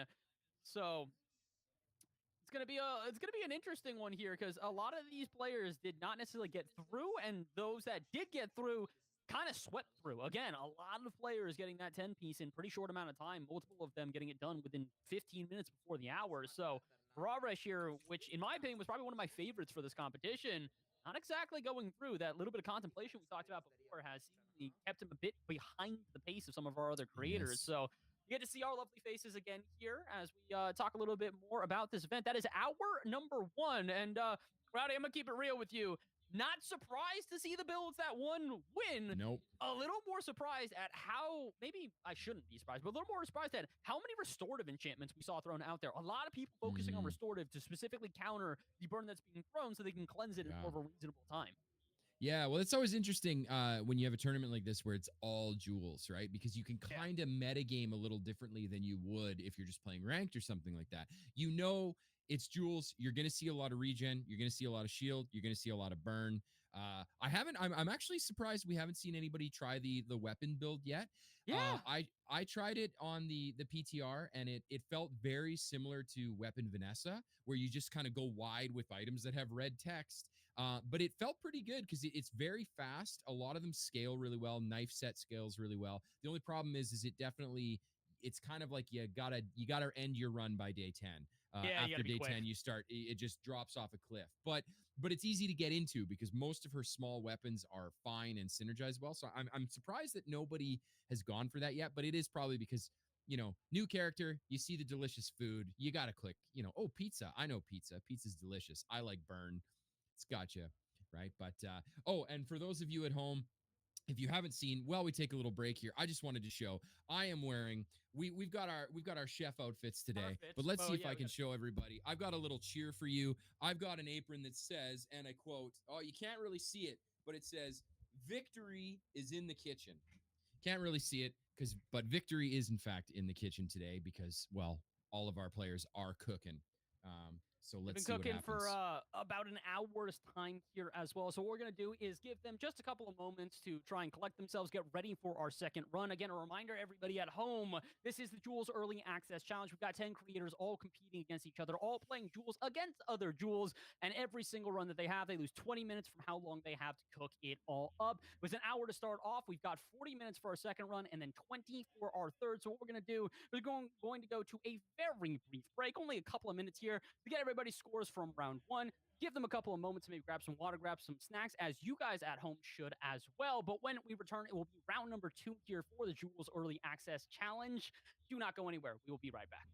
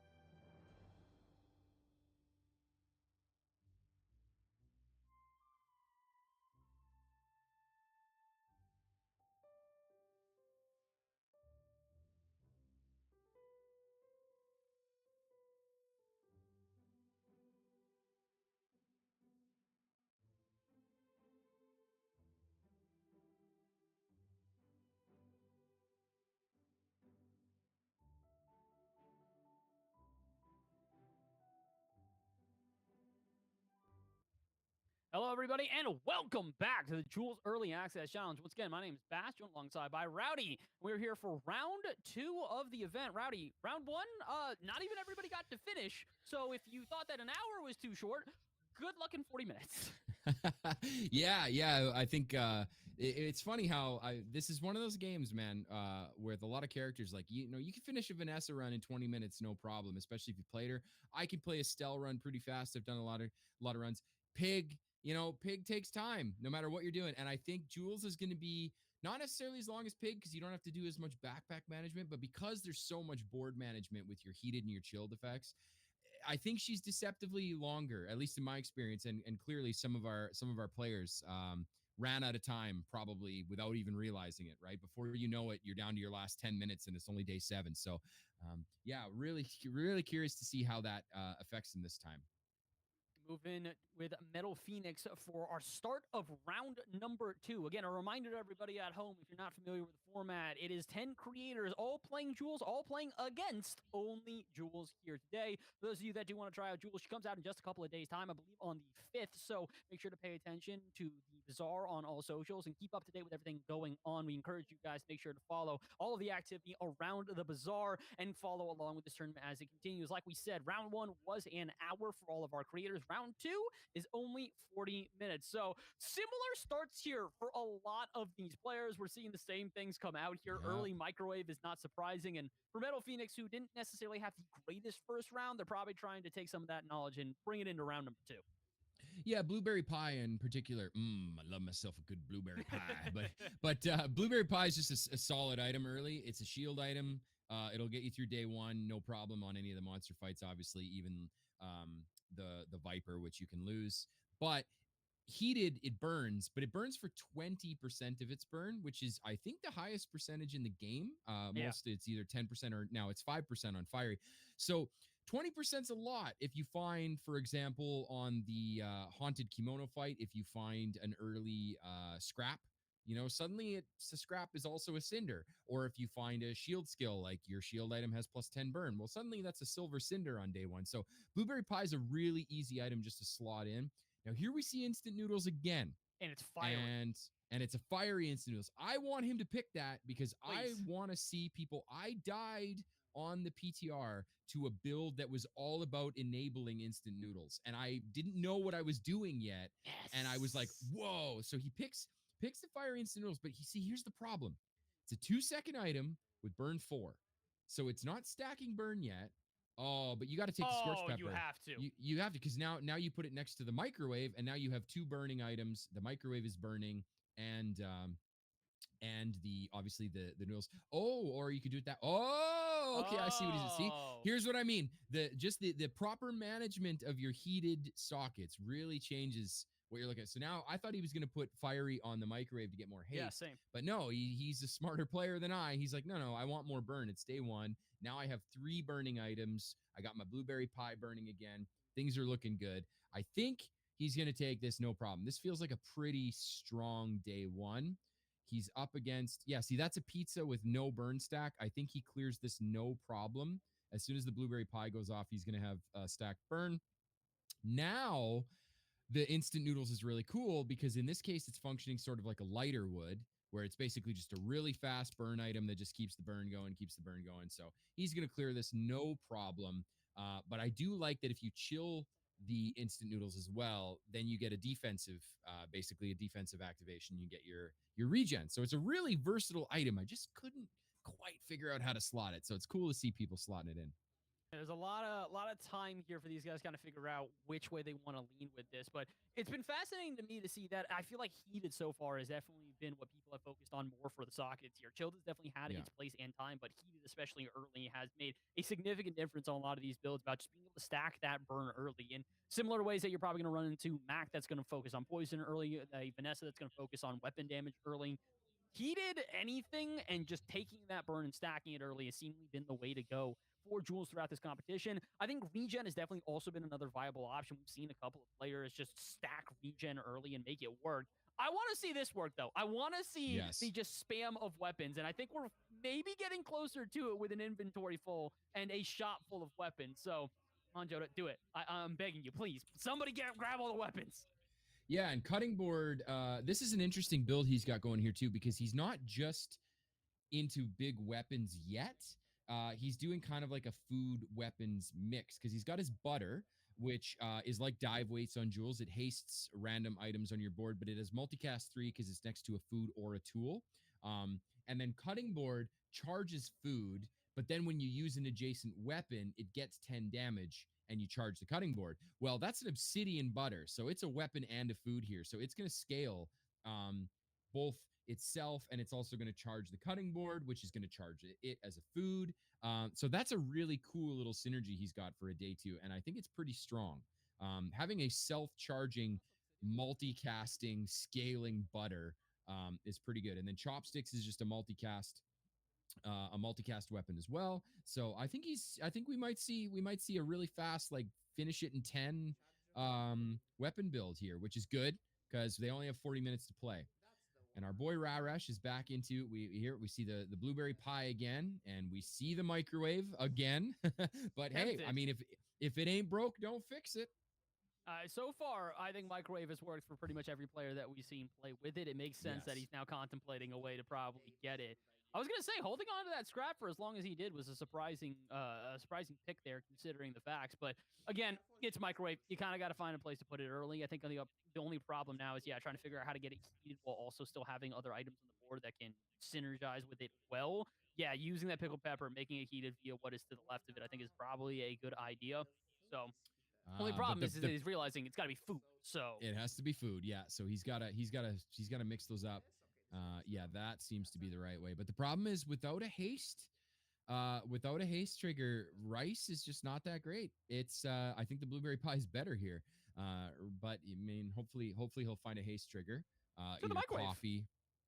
Oh, what am I saying? Of course. Sorry. Total. Thank you. Just having a total brain fart here. I got coffee on the brain. I'm drinking too many coffees, and then I'm thinking you got to have your coffee next to your rice trigger to haste it. Of course. See, you're thinking full meta. You've already like 2 runs in, and you're like, no, I got Jules dialed in. I know exactly how this is going to go. Yeah. Except clearly I don't. So I'm talking all confident out my ass here. But no. So this looks a lot better than I was going to say. I stand corrected. It's working. My only concern is it's not really stacking burn. This looks like this is going to be mostly a regen fight, which I guess kind of works in his favor. Okay, never mind. There's the burn finally starting to stack. A little bit slower, but I got to remember, it's day 2. The problem for me is just every time I watch Raresh, I'm just inherently like, yeah, he's going to stack 7,000 burn. It'll take 2 seconds. I've seen him do this before, but on day 2, it's doing enough. He's going to get himself the win here and keep on trucking along.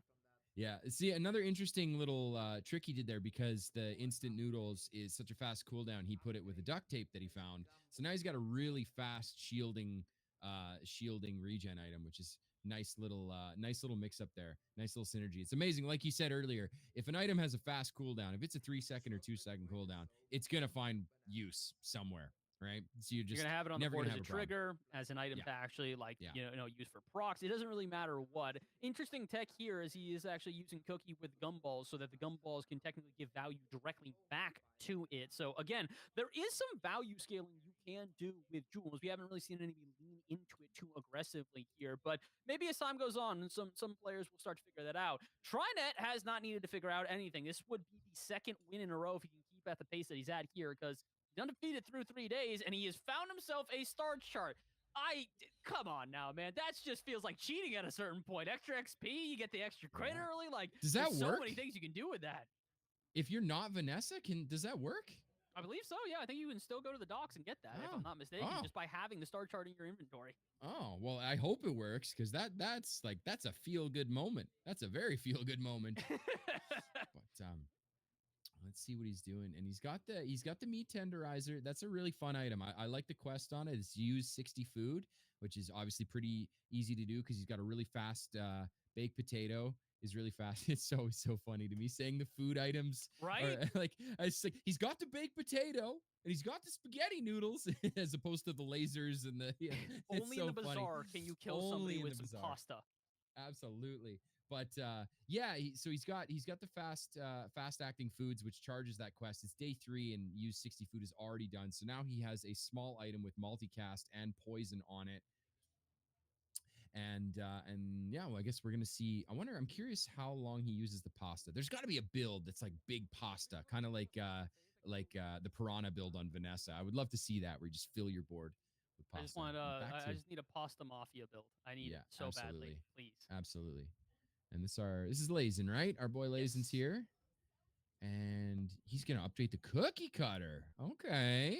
We're getting the weapon spam build we were looking for. It's a little bit, I think, kind of out of what we were anticipating here, but Shadowed Cloak is making a significant difference by hasting one of his only heated items on the board here. So this could be what we're looking for when it comes to those, high weapon damage builds. Again, we talked about this is probably going to be mostly viable early, but on day 3, it's working, especially against another knife. Like, I did not anticipate this here because we've not seen it used on any builds. We've asked for it to be used, and now it is, but it's in a mirror match at that. Of course.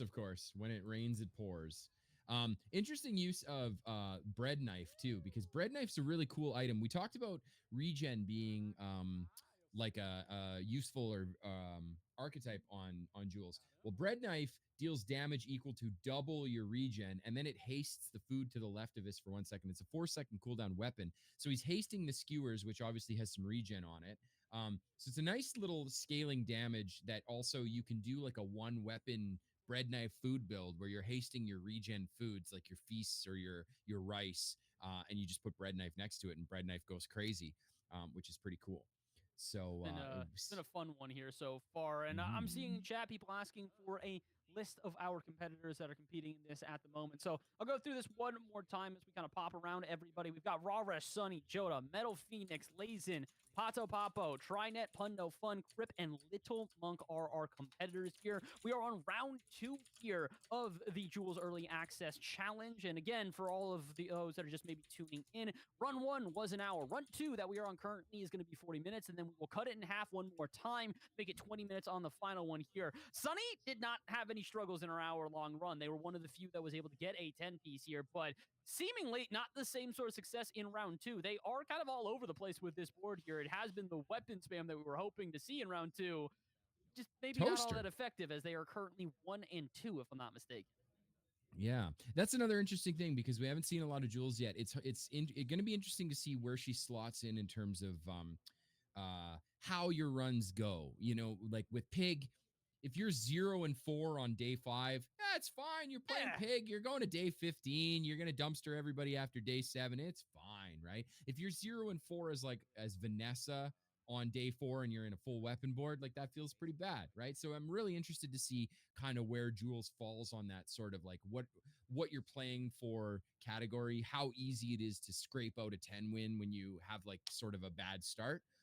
Like Sunny kind of has here. I mean, maybe it isn't even a bad start by Jules standards. We're not sure yet, but it's going to be interesting to see as players get their hands on her, sort of how she falls into that sort of like meta shift stuff. And we see another jambalaya pizza build, which is a pretty scary build once that pizza goes off. 10, 20, 30, 40, 50, 60 burn, 80, 90 burn. Like one more. But he gets there. Knife set, man. With his tools. Yep. It's just so fun. I know you and I and probably many of the people at home have played with knife set before it was ever an item you could just find naturally as Jules. It's just one of those items that just is so fast, so aggressive, and it works out well very often. We take a look here at Pato, again, our Brazilian representative, as the chat has been very enthusiastic to see his runs. Again, similarly, though, not the same success as in run 1. A lot of our competitors here taking losses a bit early, and it's a bit more of a toss-up here, considering everybody's starting to figure out what builds work, and it's a lot of that burn and regen, which people have just not been able to escape from. This is looking like it's going to be burn plus shield on the other end, so might work out considering he's got the apron and the durian, a build we saw that was very successful in round 1. Yes. Apron's pretty small, but I guess 100 shield on day 4 is not terrible. You've got your Banu leaves charging quick. Decanter, I believe, charges food and shields, which is nice. So it looks like he's going to be able to maybe outscale the burn. Well, maybe not. I get he got a little faster, you know what? Maybe. I think that Slushy's going to carry his opponent because that's a multi-casting freeze item that's also shielding, and it's just disabling him too much, messing up the game plan too hard. See, this is why I'm always scared when I get into these shield bash builds because they feel really good when they work, but sometimes they just don't get there. And it's deceptive how, not, I don't want to say that they're weak, but sometimes you feel like you're in a better position, and then you get a matchup like that, and it's just like, this is a board that other builds would easily beat, but I just can't quite get there because of the disruption. So it's really hard because I feel like oftentimes it's the sunk cost fallacy that I feel like has become more of a problem with shield builds as of late. For those of you that have been playing for seasons past, I think we all remember back when Silk Scarf was just scale it to the moon, see where it goes. And then things have changed just a little bit in recent patches here. So it's made it a bit different. But there is one of those things where oftentimes, even when you got to Silk Scarf back then, if you get it now, you look at it and go, all right, well, I got this thing to like 400. I should keep it, right? And then you realize that maybe you shouldn't. Maybe you've leaned too heavily into a build that is eventually going to fall off a little bit. You're going to start to fall behind the pace of other players that you're competing against here. So I do think that's why we saw success from Crip in the first round, is that he was able to not only get the apron almost instantaneously, but he also then got the shielded enchantment on it. And then he was able to get deadly enchantments on other things. And like the synergies worked well here. The problem with an apron that, as we're seeing right now from Pato, is that day 5 and it's at 140. It's a little too far behind the pace. Maybe he can try to improve that from here, but I think it's going to take a lot. Force Field, however, would be hilarious on a Jules build. Oh, please, somebody make that work. I'm begging you. Wow, the Dooley, I heard the Dooley player in you come out there. Just the sheer giddiness of like, I love it. And see, and then the pig or the freeze player to me is like, I see the freeze event, I always click the free. Get a freeze item? I get a free freeze item? I don't even know what I'll do with it, but I want it. I love ice. So, but he doesn't take it. He does the smarter thing. And the force field's gone. Rip. I get it. The dream is dead. The dream is dead. Wow, we got quite the Brazilian fan base in the chat. I didn't know the Bazaar was so popular. They're showing up for Pato here, man. Yeah, they're ready to see him win. Unfortunately, we've had to switch away from him, probably due to not rubbing salt in the wounds. I think we're seeing another one of those durian builds, but that's more what you want to get your apron to. 525. This is gonna hit like a truck when it does. My goodness. 1500 one-shot build there. Wait, that's Crip. That's Crip. Yeah, that's Crip, isn't it? Yeah, because I remember the deadly coffee. Man, that feels bad. You're in a tournament against Crip and you go against his ghost too. It's like, come on, that should be illegal. That's like against the Geneva Convention or something. Like, come on. Crip is just always Crip is just always cooking. Maybe this is a character for him. You know, he's just always cooking. Crip might have found his new character, which is a terrifying prospect for anybody that might be facing against him here. We check in on Little Monkin. We got Bubblegum Floor early here. I don't think we saw it outside of maybe one build last time for Raresh, but Monk's working with it. He's I believe undefeated currently, as he's got 4 wins in 5 days. Yeah, I think Bubblegum Floor starts at gold. So how it does, he had to get it today. 5? Yeah, you can get it day 5. I believe it starts showing up. You have either 5 or 10% chance of finding it on day 5. So it is a minuscule chance of finding gold items on day 5. But if you find one, man, good for him. Yeah. So I like the it's definitely a very interesting item. I really like how I like that it scales in a way that we haven't really seen before, where it shields equal to a chunk of your health. But then when you slow, it would have been really easy for the devs just to say, well, when you slow, it gets more shield. But they're like, no, when you slow, it gives you max health, which is in a way a kind of a pseudo double scaling, because you get your max health, which is obviously not a heal, but kind of like a heal. And then also the max health is giving you more shield. So that's a really cool thing. And I love when it's heated, it turns all of your foods into slows, which is a potentially very powerful ability, especially when you're talking about multicasts like Skillet and Butter, because now that Butter is basically a heavy dive weights. It's hasting your board 3 times and it's slowing the opponent's board 3 times. Skillet is burning and slowing, and Coffee is hasting and slowing. So that's a very nice little board setup he's got here, and very varied, which I really like too. It's not just like I went wide with with burn, I went wide with weapons or whatever. So we're gonna see what Little Monk pulls up here. He's got the toaster. And on the microwave either, Toaster do again? Toaster is burn and multicast, and when you use an adjacent food, it gets burned.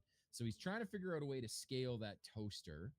Either that or put in microwave, because it's still doing the haste as necessary, which can technically work here. Again, microwave is seemingly becoming like an integral part of these builds. I'm understanding why it's been not really left off of any of the boards that we have seen so far. But again, it's really interesting to me to see just sort of the variety of things you can do with Jules here. It does feel similar to what you and I talked about early with the early days of Stell, though. Find a gold item that works well, a large gold item, and then just kind of lean into that because you know that it's going to be powerful enough to be able to kind of like synergize your board around it. So Bubblegum Floor being sort of the, I think, focal point of this build makes sense, especially considering the fact that it is, like you said, both a shield scaling, max health scaling. The pig player in me is ecstatic to see that we've got another character that's really focusing on that max health scaling, because it does feel like Jules is going to have a variety of builds that lean into that and lean into that in a very, very heavy degree. Yeah, so he's doing the math here because the toaster, innocuous little item, I mean, it's only two burn, but every time he uses that butter next to it, it's going to gain 1 burn. So the butter's going to go off, and that toaster's immediately going to get to 5 burn or 4 burn with multicast too. So I think he's trying to figure out, well, the skillet's like a flat burn right now, but it's enough burn to stack. So do I stay there, or do I go for the longer stacking burn? Because obviously, as the fight goes on, the toaster's going to be better than the skillet, but at the start of the fight, it's not. But I think this is the right call because he has so much slow. He's got scaling health, scaling shield, and slow. So I think the stacking burn is going to work out in his favor. It's just going to make these fights go to Sandstorm pretty much every time, which is risky, but looking like it's going to be okay. Because again, he's already at 24 burn with multicast. Okay, maybe not. The problem is the gingerbread house is going to do inherently, 20% of your shield. He let the shield stack early. So the problem now becomes is that the shield has stacked against him while the burn has also stacked against him. So he's staying alive, but not enough there. That's the first loss for Little Monk so far. So what was potentially an undefeated run will no longer be that way. Let's check in on the guy who did not only have an undefeated run at the start, but also then had an extra undefeated run with a 5+ prestige. He's running it again here. It's a little bit different, but he's got that walk in the back pocket, so it could change up, but no shield scaling early. It's a focus on microwave plus pizza. This is a combo we have seen be effective so far. It's just not undefeated effective here. As you can see on day 6, he has taken 4 wins, 1 loss, and this is a similar build. Again, we've talked about this, though. The problem with Rice inherently is that it scales really well. So if pizza doesn't go off fast enough, that scaling is going to chug, and goodness is it already on the other end. Yeah, this is a tough one to read. It looks like he's winning, but it also looks like, the second time that Rice, but he looks like he's going to get under it. Okay, that Pepper, I believe Pepper just charges adjacents, which is really helpful. And so he's got hasting and charging, which is you kind of have to do on pizza. It's balanced around its long cooldown. And so now that's, he's gonna skip that, go for something else. None of these are particularly amazing. Captain's Charge will be very good later because there's the odds of him getting a large item with a fast cooldown is quite high. Jules has tons of them. So that might be a very powerful skill to pick up later when you have a 3-second feast or whatever that is going to haste a bunch of your items. So Crip's looking okay. He's got a decent little build going, decent economy and everything. Metal Phoenix is on day 8. I see a bunch of cookies making me hungry. Also the first person to deny the microwave. Just toss that to the side like it was nothing. Everybody else is like, no, microwave's the center of my build. Not here. It's another time, though, with Grill getting thrown out here. And we've talked about how powerful Grill is, so... This is what I was talking about with a build that centers sort of around the fast cooldown on the noodles, because he has the gold conflagration. So every time the noodles goes off, it's scaling the burn on it, which is pretty cool. It's such a small, innocent little item. And look at that, 800 burn. That's a lot of burn on a fast cooldown. I forget what Spice Rack does, but I know it does something cool. Let me look it up. I also want to remind everybody at home that might be watching this one. We started off the run with Metal Phoenix, so that is the fiery instant noodles that we were talking about before that both myself and Rowdy were begging him to take, and this is why, as you can see, it's stacking quick, it's providing regen. It's one of those things where, very similar, if you've ever played a Vanessa build that focuses around an enchanted lighter, this is why. Super quick, can stack really well, and has that ability to just kind of synergize with almost anything you put on the board. And like you were talking about with the synergy with Spice Rack, I feel like that's just going to take off for probably the rest of his run, realistically. Yeah, I think he's going to be able to take that almost all the way. That's just one of those builds that you can just kind of sneak under the competition here. And then we got Raresh has got Feast, which is probably one of my favorite Jules items. just because, again, it's one of those items that it makes you not have to think that hard. It's a big, dumb item that says burn and regen, and when you use food, it gets burn and regen. I like that. I like using food. Easy peasy. Say no more. So let's see what he does with it. It's already a much better run here for Rawresh than last time. Like we talked about, he struggled to get to 7 wins. Took a little while on this one. Very much the opposite here. It looks like he took a loss on day 1, and that's the only loss that he is taking. So outside of that, he is truly cooking, and it's working out. Also, he found a fiery enchantment for his duct tape. I don't really know where he got that, because we've seen him with the duct tape since the beginning, but it's definitely working out. 500 shield on him and 280 burn on his opponent. So yeah, Feast is working so far. And then also, again, a duct tape that I did not think would stay here long term. No, not at all. But yeah, like I said, Feast is real simple. Just when you use a food, it gets regen, it gets burn, and it regens equal to its burn. So it's just use foods as fast as you can, scale it to the moon, boom, you're done. So it's a very easy item to pivot into, because chances are you're gonna just have a pile of fast food anyways. I see giant lollipop. I am excited. This item is super cool. Super cool. Weird to use. Look at that amazing animation. It's so good. Here it comes again. Bonk.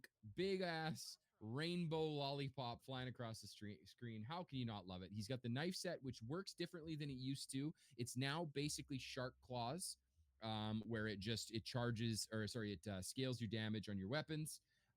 I like that he's utilizing his chilled slot to get some shield and slow. And then the lollipop is damage. I believe it's 5% of your max health whenever it goes off. And then if you have it chilled or heated, it slows as well, I believe. Yep. Been an interesting one so far here. TriNet had a decent start. Unfortunately for Ponto, what we said was maybe going to be a sunk cost fallacy with that apron has come back to bite him. He has focused so long on that apron, and that now he finds himself here with only 1 win on day 7. I'm not sure if this is his last life or not, but it's not necessarily going the way that he wanted, and the board's feeling a little bit all over the place. I'm trying to figure out where the synergies are here. Yeah, and he's going up against Little Monk, who, as we saw, had a pretty decent little board going again. A pretty standard pizza build. So yeah, it's looking like he doesn't even have a chance here. Unfortunately, yeah, that's just one of those runs where you just can't make it work. You can't get the items right. You got half a build here and half a build there, and you're trying to pivot one way, and it doesn't work. And we've all been there. It feels bad.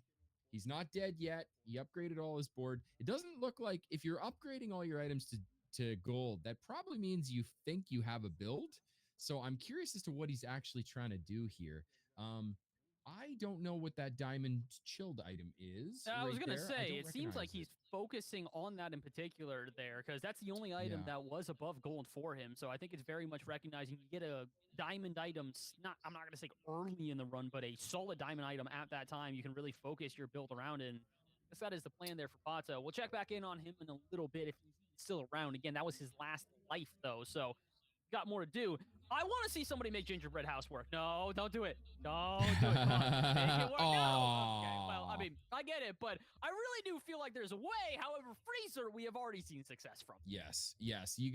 Freezer seems to be one of those items right now. That feels. And now you sell the Freezer. Yeah, that happens to me all the time, man. I buy the large item. I'm like, I'm going to pivot into this. And then I immediately find the upgrade for the current large item that I'm trying to pivot out of. And it's like, oh, no, what do I do? It's especially difficult because they've got a shield enchantment on it as well. So you really don't want to sell Feast when you've got an enchantment on it. So you've kind of already staked your board on this, considering, you know, it's day 8. You've not necessarily got a ton of wins. You try and pivot into Freezer, but with a build like this, I feel like you got to find a way to pick that up. And they're going to. They're selling Toaster. They're selling everything. Selling the house, and Feast will come back out with the shield enchantment at Diamond. That is... Oh, good luck to them. They've got 1 shop left and a lot of spots on their board they need to... Now, that is spicy because, as we said before, Cookie doesn't do anything except give you max health, and then after the fight, it breaks. But it has a really fast cooldown, and he has a shielded Feast. So... the more foods he uses, the more burn and shield he gets. He might not need, and he gets a chill. So here we're talking, he gets the chilled slot. So now his Feast also has regen. So his board is a bunch of foods that don't do anything but are fast, and then a gigantic feast which burns shields and regen. So he might actually get here with just a bunch of gingerbread men and cookies, which I see a double durian. That is what? That's got to be from his last round as well, too. Are you kidding me? I feel like any other build. Oh, that's not fair. Bullying, my man. Pun, just like that. Oh, that doesn't feel good. But, I mean, that's the thing. Cookies are okay, but they're probably not better than actual food items that do actual things as well. But it's a decent, like, you could try it, and it's not a dead board because he has such a powerful feast. But all right, and what's Sunny up to? Sunny's got the dishwasher, which is a very powerful item right now. It hastes all your weapons, I believe, and it heats them. And while your weapons are heated, they basically get double damage. You obsidian your board. Weapon build. So we got what we were looking for finally. Yes, yeah, and then obviously with an item like his mallet there, it already has multicast and burn. So when it's always heated, so it's always doing double damage. So yeah, he's hitting hard. He's hitting like a truck, and that'll do it. It looks like. But you start to see the weakness of this build though, and I've done this on the PTR. It's day 11. He squeaked by for his 7 wins. I don't foresee that build going past day 12, day 13. I'm just happy. It does not scale. I'm just happy that we got a weapon build. So, Sonny, you get my MVP for round 2 just for the sake of like having done the weapon build, because we've been waiting and hoping to see somebody do that at this point here. We'll check back in because it seems like they're not the only person doing the weapon build. Cutting board weapon build still around here. Freezer is popping back up, and people are again another contemplation from Joda, and that's an undefeated cutting board. Oh my gosh, yeah, wow. So yeah, here's what I'm talking about with. He got that obsidian butter, and it's his only food on the board. All the rest are tools. His pizza cutter's charging the butter, and because the butter is a weapon, the cutting board is also scaling it. So that's basically a 1 food build, which is, I guess, the Jules equivalent of like a 1 weapon build. No, seriously. But 1 food. But yeah, so we'll see. We haven't actually seen it go off yet here, so let's see what this looks like. I'm very curious. He also has. I was going to say, he's got the diamond skill when you slow charge, and he has a shiny pepper spray. So that is crazy. If he gets to half life, he basically explodes and gets like 15 charge triggers, which is pretty cool. He has so many multicast weapons as well here. If I'm counting correctly, I believe that is 5 weapons on the board that have multicast at this point. So again, no matter how this goes off, as soon as you do drop them underneath health, there's a lot of damage on your head. The only problem is, again, as we've seen today, there are multiple shield scaling builds for Jules here, and Cooler is by far one of the strongest, as you can see. How much shield do they have? When they remove the Cooler from the screen, I'm curious to see what that number is, because I think Joda's just accepting this is going to be his first loss. Yeah, 20,000 shield. Good luck. That is not a build that I've seen yet, and I like it. That's a freeze build utilizing slushies, which just shield and freeze. And I believe when they are chilled, they charge, I think. But regardless, yeah, he's got a slushy machine and the cooler going, which, yeah, that was a lot of shield really fast. All right, we take a look on over here at Pato and managed to get at least a W as they continue on at this point. And we talked about this. This is their last life, so they had to upgrade their entire board. And seemingly, maybe it wasn't the right decision because they took off that diamond item we were talking about, pivoted over to a freezer, which I guess got a restorative enchantment. I'm not sure how or where they found that from, but it's working out as it got them another W. Yeah. Well, that's interesting too, because freezer, it's when you freeze, do the thing, do damage, right? So you want freezes, but the way it's worded is when you use adjacent items, it might be adjacent foods, but I think it's adjacent items, they freeze. Well, he's got a 6 charge pizza and a 3 charge butter. So he's got 9 freeze triggers right there every time on top of his burn and stuff. So it's not terrible. He also has the shatter. I believe that skill's called shatter. Goodness. When you freeze, scale the damage on your items. So that includes the freezer. As you can see, it's already up to 145. It's going to go crazy in a minute here. Again, the only problem with this is the foods he's using aren't very good, and they're slow, but he's still hitting like a truck. I think he's going to, yeah, that's a close one. Barely. But with the restorative is going to get him there. Now, what he needs to do here is probably pivot out of some of these some of these damaging tools and find some stuff that enables his freeze faster. I know we've talked about this before, but like he's got to find a way to make that pizza go quick, and I do feel like it's going to be microwave if anything. Trying to get a heat microwave so that can just get hasted almost instantaneously, I think makes a huge difference on a build like that. But again, another sort of meta we're seeing really effective against Jules is any restorative enchantment you can find. We have seen so much success from any person that has been able to find restorative enchantment at this point. So good luck to Pato if they can manage it. So it sounds like we maybe have some other people that are slowly dropping at this point, though. And to be fair, everybody will in 6 minutes' time. Again, I need to remind everybody at home, it may have felt like this just went by in the blink of an eye, but I guarantee you it's been going faster for our creators. They have just about 5 minutes' time before it is the end of our second round. So a lot of these creators, it's hustle time. Stop focusing on how to build your build and just let it ride through the last couple of days. Yeah. Just get what you can done and pray for the best, I guess. Sounds like we're hearing a couple of players that dropped out. I think it was Pun and Pato both dropped. And we only got a few minutes left. And yeah, definitely seeing a lot less 9-10 win boards this time. People are only on day 8. See, here we see, this is what I'm talking about with the feast. You get just a bunch of big feast with a bunch of small, dumb foods that all do a little thing. Doesn't really matter too much what their text is because you're ultimately just trying to scale the feast. Unfortunately, he's not going to scale past something like rice and noodles with the oven mats. Shielded feast might get him there, though. Move on over, though, as it looks like I think Phoenix is on their last legs here. So if they do lose this, it's the end of their run. If they win this, it is also the end of their run. And they're going to get the 10-piece in round 2. And again, talked about it. That noodles early, getting the fiery noodles has changed the build entirely from 7 wins in round 1 to a 10-piece in round 2. And he might be one of the few to accomplish that 10. Yeah. And there you go. See, that's the strength of noodles. Is just this innocuous little item, but when it's heated, it's got a 2-second cooldown. Well, there's a lot you can cook with a 2-second cooldown item, especially in a build like that, because also it's nice to see the Banu leaves sticking on the board too, because again, it's do a little shield, charge it. It procs quickly, but when you're looking for food procs, a lot of food procs fast, Banu leaves will get you there. Yeah. Okay. So let's see. So he has. Where did he get? He got a free. Oh no! We're back to the demonic crypt.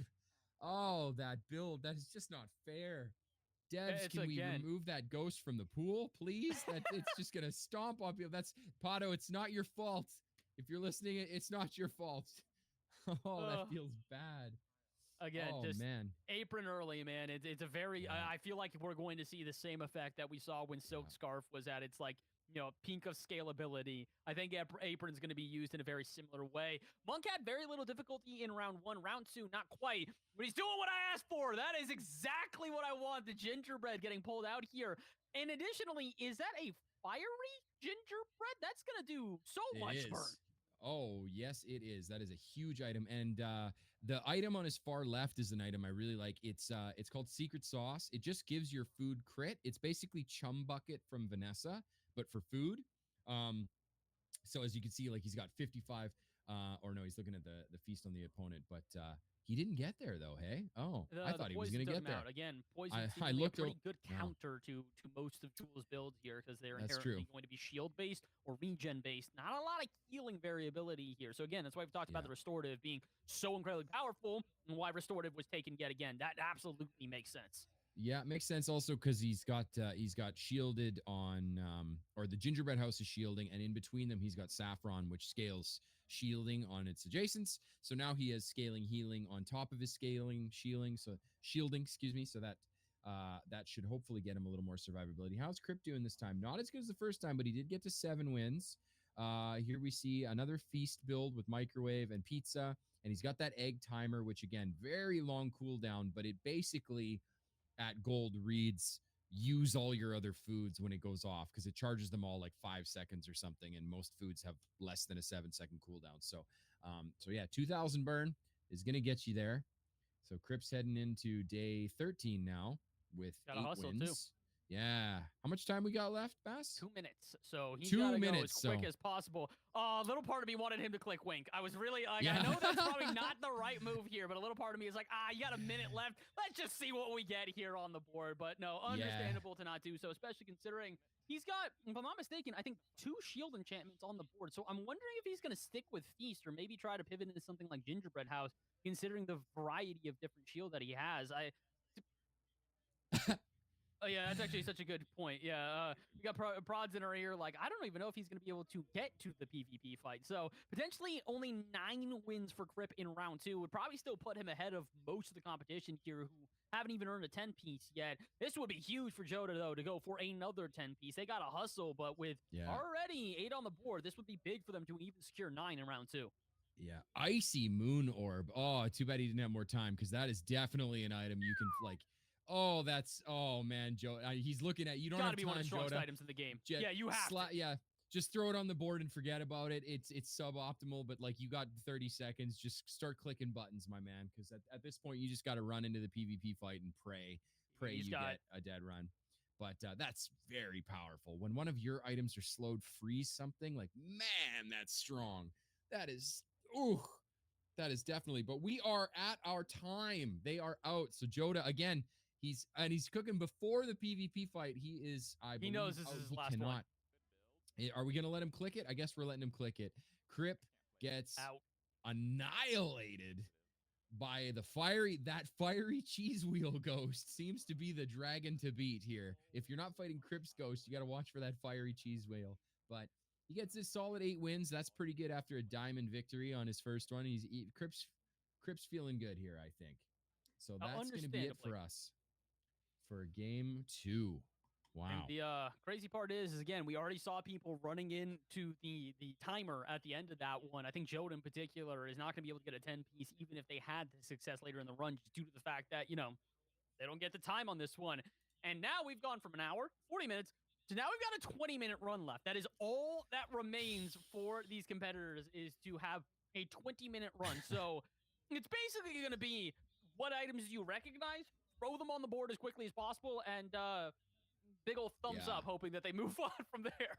Yeah, 20 minutes definitely, I wouldn't say throws strategy out the window, but it throws the conventional strategy out the window. Yeah. With 20 minutes, you got to just click. You got to click shops, and if you don't need to buy something immediately obvious, you got to click whatever just gets you there, right? Click the 2 XP, click the chocolates, whatever. You want to be min-maxing as much as possible. You want to be inventory managing as little as possible. We're going to see a ton of suboptimal boards in the funniest way.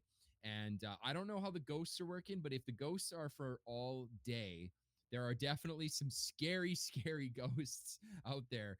Obviously Crip's Diamond Run ghost is still circling around, rearing its ugly head. We saw it in game 2 there, end a few people's runs, which just feels unfair. It's like your first run of the day, you high roll into a diamond victory, and then you leave that ghost behind to just hamstring your opponents. It's almost like Crip planned that. It's almost like he's on a streamer client, but there's no conspiracy theories here, folks. There is no streamer client. I promise you.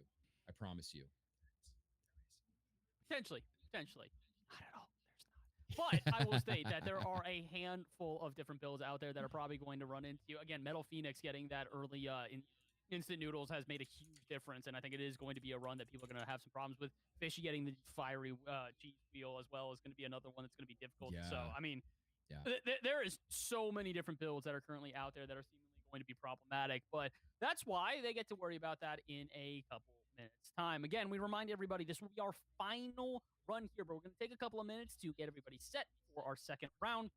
Make sure that we are set here behind the scenes. So do not go anywhere. It's going to be just a couple of minutes, even shorter than last time, because we've got one round left here for the Jules Early Access Challenge. When we return, our 20-minute run for our creators. This is basically going to be a speed run, so you do not want to miss it. We'll be right back.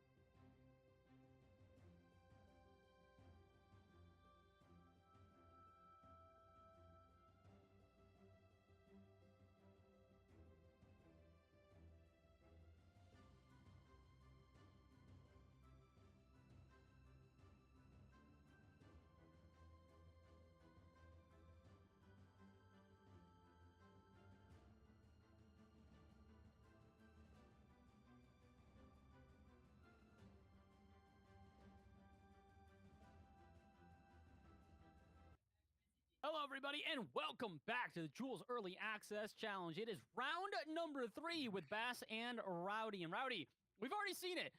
People are starting to slow down here because they're getting up against the timer and not sure what to do. How are they going to react now that they have got 20 minutes, only a third of what they had to start this challenge? Again, we keep calling it. This is just basically a speed run at this point. Yeah, I was thinking about it during the break, and I think what we're going to see a lot of is people really leaning into that enchanted small item. Gotta be. As we saw, I forget which player it was it Jotun or Phoenix or somebody? Somebody had the fiery ramen, right? Yeah, and he basically took it to the end of his run. I think you're going to see a lot of that because it just gives you, in a 20-minute run, it's just going to be obvious direction that you're going to just kind of double down on and just pray, basically. So, or you're going to do what I would say is a Omega Giga-brained play, which is what, again, I'm biased because I love Lil Monk. Look at him go. He's doing weapons right out of the board. He's like, I see knife set, I see weapon spam. I'm doing it. It's very easy. It's just like dumb efficient. You see red text, you see weapon text, you throw it on your board. Almost every weapon Jules has synergizes very well with knife set. He's got the, what's that called again? Skewer? No, not skewer. Carving fork. Carving fork is just another weapon that scales your damage, like knife set. So it's perfect. He's got double scaling on day 1 already. I guarantee you he's going to go into the, I would click get a small weapon right now, which, he's going to go for skill. He's hoping for strength or something. He doesn't find it, but ooh, that's a tricky one. Ooh, that's a new skill for Jewel. Yeah, when you buy a food, get 20 damage. That's very nice. And here you go. You just take the seafood cracker. That's a great weapon. It's also, again, in a weapon board. Makes sense. And he's off to the races here into his early day 1 fight. I think he's going to be totally fine. I think he's going to take this without even trying. He doesn't have any haste for that yet, but he's got double scaling because the carving fork and the knife set both scale damage. He's looking good. This is what we're anticipating is maybe some of the metas that weren't as prevalent before are going to become a little more prevalent in this final run for everybody, just due to the sheer, throw what you can on a board as quickly as possible and hope that you can get the wins as quick as possible. I feel like that's oftentimes what you do see when those Vanessa weapon spam builds really do work out, is that they are quick. Your fights are done almost instantaneously. You don't have a lot of time to think, so you just keep putting those items out. And again, like you said, the shielded cracker is going to be huge here just because inherently that is how you get the triple damage on it. And when it has triple damage, it's also got triple the shield. So that's one of the best starting small enchanteds you could probably find as Jules. We're starting to see which ones you folks at home should be looking out for on Wednesday when she releases. Absolutely. And he beats Space Bunny, which for those of you who don't know is a Tempo employee. So shout out to Space Bunny. She's behind the scenes today. Your ghosts are a menace, but looks like Little Monk's going to get through. And this is Sunny, right? So he's doing, again, now we're seeing it now. We're gonna see our knife or our weapon spam builds today. And he's starting with an early cookies too, which is gonna give him some early HP going into the day 2 PvP fight, which is always nice. Always feels good when you got an empty board slot and you can do something like throw cookies on there or something that'll give you that little bit of edge early game. Because as all of us know, there's always that saying, I should have bought my chocolates. When you lose a fight and you have less than 100 HP less than your opponent, you're like, oh, I should have bought my chocolates. He finds Force Field, and I believe Sunny is a dually player, so maybe you'll get your Force Field build, but I think that's too much cooking for a 20-minute tourney. It's only if you find Apron early. I think that is the only way you're going to be able to really work this here. Maybe you can find Cheese Wheel in a certain instance, but I really do feel like if you want to lean into Shield with Jules, you have to find that Apron early. That was what was so successful for Crip, and the first time that he did that was just having Apron, I think literally day 1, and then just leaning into that as heavily as possible. Yeah. Instead, as we are seeing here, it's a lot of just small item spam combined with knife set has been successful early here for Sunny.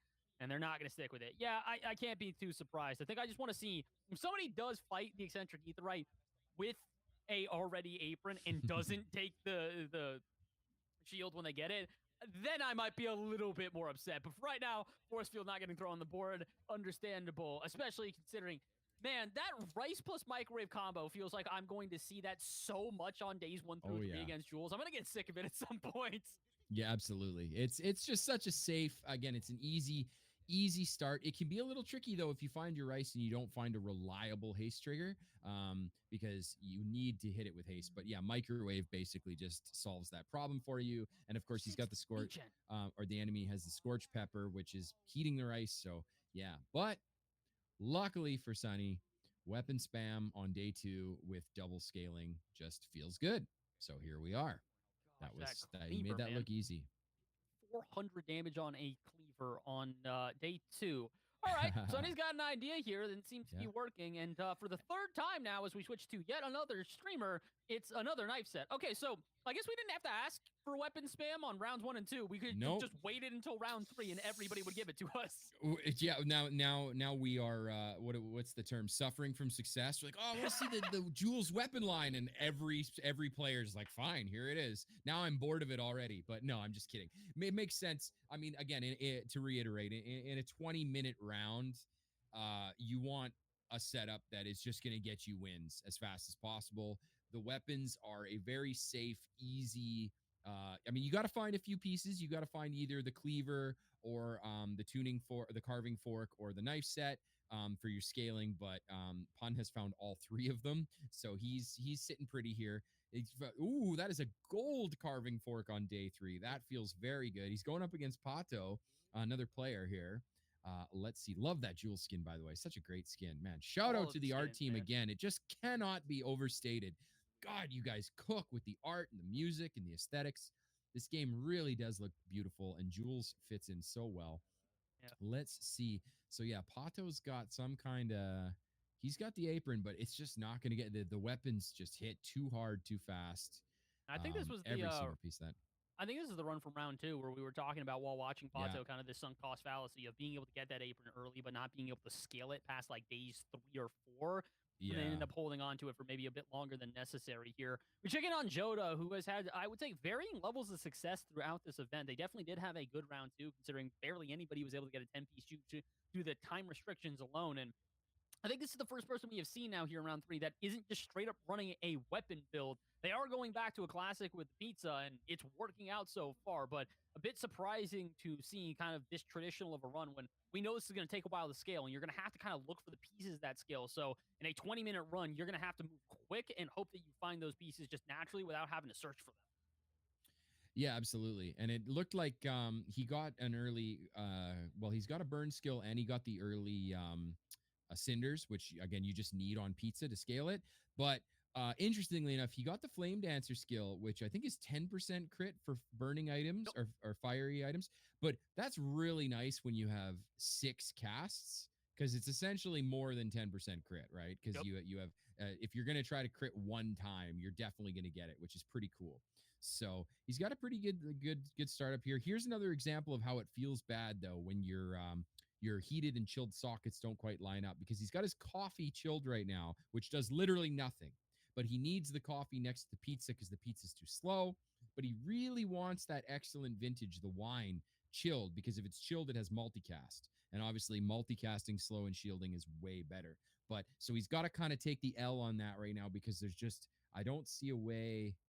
Well, maybe he could move technically, but actually no, that would go in place of the coffee because you need it to the coffee to the right, so it doesn't work. Yeah, so this is an example of when the sockets line up in a weird way, you get into these awkward scenarios where you don't really have to manage your backpack as Jules, but you have to really, board management is really important, and it can feel kind of bad when this happens, where you're like, I have a chilled coffee. It does nothing. And then I've got a chilled item on my board that, or an item on my board that wants to be chilled and I can't be. But luckily for him, I mean, he's got a decent pizza build already going. He's got a regen skill and a burn skill, so that pizza is definitely gonna take him pretty far. He's already on day 4 and he's undefeated, so he's looking good. Pizza just inherently a very strong item, as we have seen, especially early. If you can find a way to stack that burning, it's going to be very, very powerful. The regen also definitely did him some favors there, just kind of keeping him in the fight long term. And again, I think excellent vintage is really an underrated item right now. We saw it especially with Grip in round number 1. My goodness, he is just getting skills on skills too. Yeah. I guess plus everything possible. Yeah, everything possible for Joda is going right now. So I guess we could point to whatever point of the board that you want, whether it's the skills or the items themselves. He's got it all cooking. And I was going to say, it's kind of the exception here. We've seen a handful of runs that have gone really well. It's only, unfortunately, it's only right that we do find at least one player that is not necessarily having the same level of success. Day 4 here and no win so far.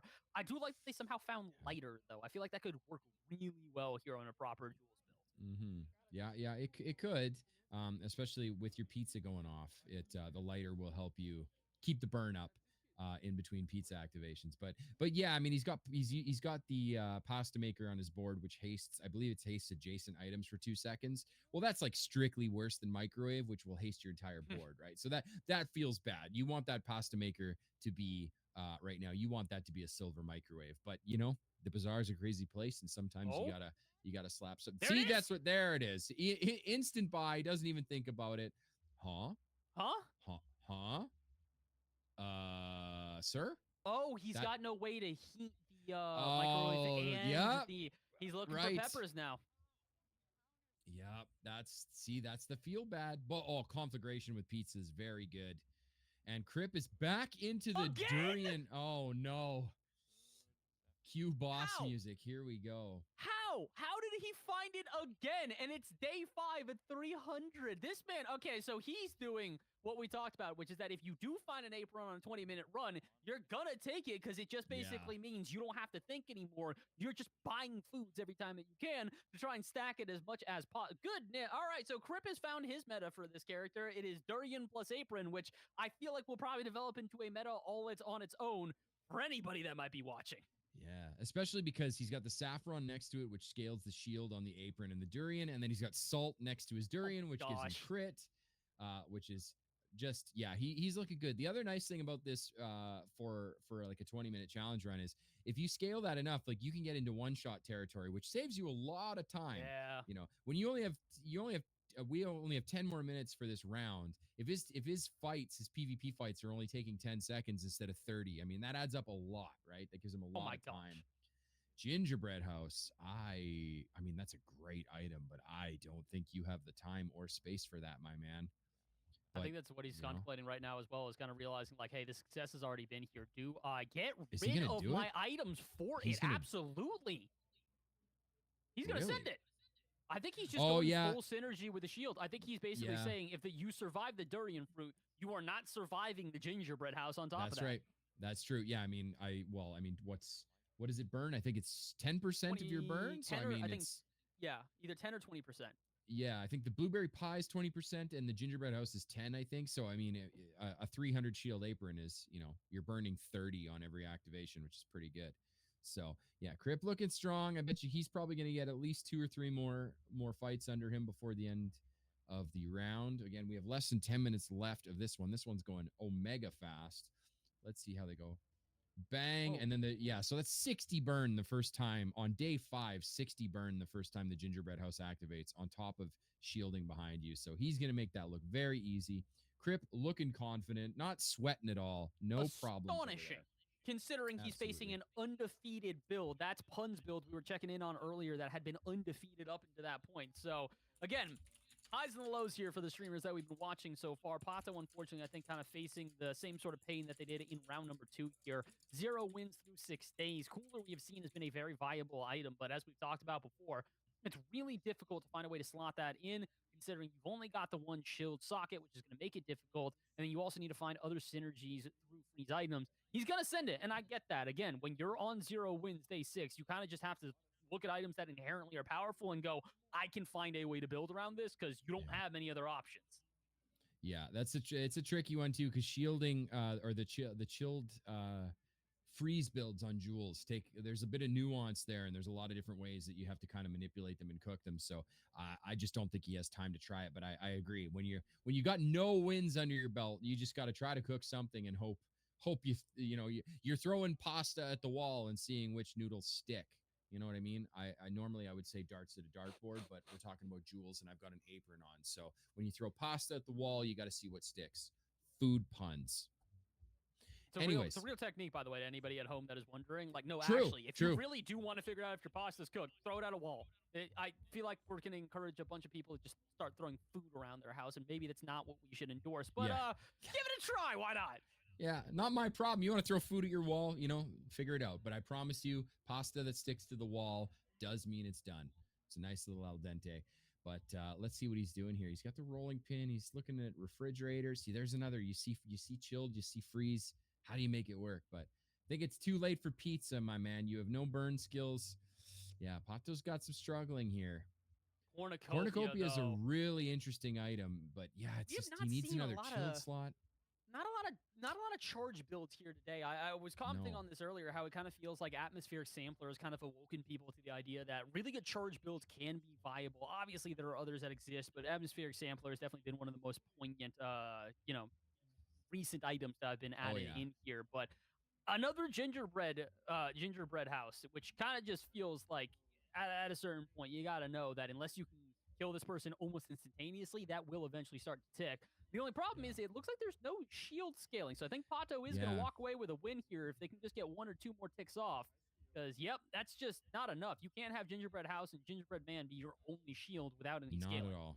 Nope, none at all. And he had too many. That was Pun trying to make those cookies work before, where I think he pivoted out of the gingerbread into Feast. But maybe he made a mistake and thought Gingerbread House was Feast, and he put those cookies on his board that time. I'm not sure. But how's Raresh doing here? Raresh is also into a durian build with basket. Basket's an item I've tried to make work. It's like a quest item similar to Dog on Pig, where it's like buy a bunch of food items and then it gets multicast. Buy a bunch of food items. I think it gets cooldown reduction and something else, but it feels a bit tricky sometimes. If you don't see those early gumballs or early chocolates, or you don't have time to get the early chocolates, it can't get anywhere. But that being said, it might be actually with the egg timer.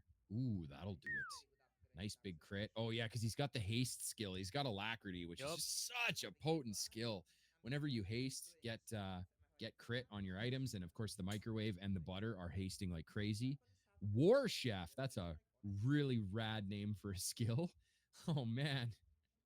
War Chef. Love it. I've never seen that skill before. Racetrack, he gets a bread knife. Okay. This is a cool build. I like this. And again, you talked about, having Basket go through, all the quests to trying to get it up there. He's got it about as far as he can. It's 12 food for 50% crit chance, 24 for a multicast, and then 36 for a 2-second cooldown. So he's at least gotten 2/3 of the way there, meaning that this should theoretically be putting down a decent amount of shield for him. So kind of makes sense with the Durian combination. I think if anything, you're looking for an upgrade to the microwave at this point, considering it. I think that's only bronze as of right now, but he's got the build we were talking about. One-shot Durian is definitely the way to go here on a speed run build. So he's apparently cruising. Just crit. That's all you got to do, right? It's like whenever I ask whenever I ask my FPS friends, how do I get better? And they say, just click heads. I'm like, I guess, that's one way. If you could just crit every time, 20% crits, 100% crit, you'll be a good Bazaar player. There you go. Raresh is showing that off right now. Pickled peppers getting skipped. Makes me sad. We haven't seen the pickled peppers all day. The scale and burn item. Yeah, it's kind of like a weird blaze howl where it's like whenever you burn, it gets more burn and then it goes off and just burns everything, which is cool. We're into gold knife set. Yeah, we got a lot of players just going into the weapon spam, but on day 8, you're going to start seeing this is going to start falling off here. And that's the one problem. Yeah, with when you commit to a build early, I mean, they don't have time. No, I don't think anybody's going to get a 10 3 minutes left. Like, at this point, you can't even pivot. You're just trying to get as many wins under your belt as you can before the timer goes off. Yeah, so it's you're going to see probably not many more wins. Maybe if you get lucky, they eke out 1 or 2 more. But definitely not here with this build. So there you see Chef Brolin. So this guy, you can add a stove or a cooler to your board, and it's random. So that helped him. It seems like you want your sockets spaced out, it feels like, because sometimes if they're too close together, you get into weird scenarios where your medium or your large items end up touching 2 of the sockets, and you don't want that. You want them to have 1 and then other. So he got a nice little socket RNG there. And he's going up against, now, by the way, for the pig players out there who are trying Jules, if you get Bushel on Jules, it is a food. And it has some really cool synergies because she has a lot of shielding, like fast shielding items. And so you get the double synergy of whenever you shield, the bushel goes off or charges. And then the bushel is a food. So you get the whenever you use a food, do a thing. So yeah, bushel on Jules feels very good. Won't get him there. Oh, it will. Oops. I spoke too soon. The bushel Getting there. He looks a little as confused as I am there, looking like, what? Felt like he got ripped off there. But yeah, here we go. See, into day 9 with the weapons. Oh, there's the freezer, but he's just got no... I don't think he's got the time either. We got no, 1 minute I don't left think in so. the challenge. You could try to, like, cut your knife set now and put that next to your multicast items, like your chopsticks and stuff. But yeah, I don't think he's got the time for it. Unfortunately. I think at this point, it's basically where these players are going to be where they stay. Unless he can get into a fight within the next 10 seconds, it's going to be time. So looking like maybe not the same success for Phoenix here. But again, we have to remind everybody, this was only a 20-minute run. So if anybody has gotten to even 7 or 8 wins, I don't think it's really going to be possible to get 10. So they'll take what they can get here, as that is officially time here. So unfortunately, no chance. Oh, they get to finish the day, though. So they get a chance here. So technically, one more opportunity, not for this player here. I think it's Pun No Fun, if I'm not mistaken. So they're not going to be able to make their way out. They will get 8 wins, though. I think that's their first loss. So let's just be real. Even if they don't get the 10 piece, that's an insanely impressive run for 20 minutes of time. Yeah. That's yeah. Shout out to Pun for that one. That's an 8 winner on a character I don't think he's played at all, and he managed to eke out 8 wins against some pretty. At this point, they're pretty seeded ghosts, right? So, yeah. Let's see. Ooh, Dragon Steak. I want to see somebody use that. I think we saw somebody use that in round number 1, but we really didn't get much else besides that. So, all right. Yeah. So Pun finishes with 8 wins, 1 loss. Like Joda is currently doing the best out of any of the players here. They have had, again, pretty good success every round. I think round 1 was a 10-piece for them. Round 2 was a 9-piece. If they win this one, they're going to finish off with a, I think, 6-piece, which is honestly not bad considering the small amount of time. They're doing so through a similar build to what they are facing here. Pizza plus Feast. We've seen how solid Feast is. The problem is we've also seen this specific Feast build be a problem for many people. This is the restorative one that we saw in round 1, which was giving headaches to so many of our competitors. Oh, yeah. The only problem is that they're putting way more burn on them than we normally see against said Feast build. I don't think it's going to be enough, though. Wait a minute.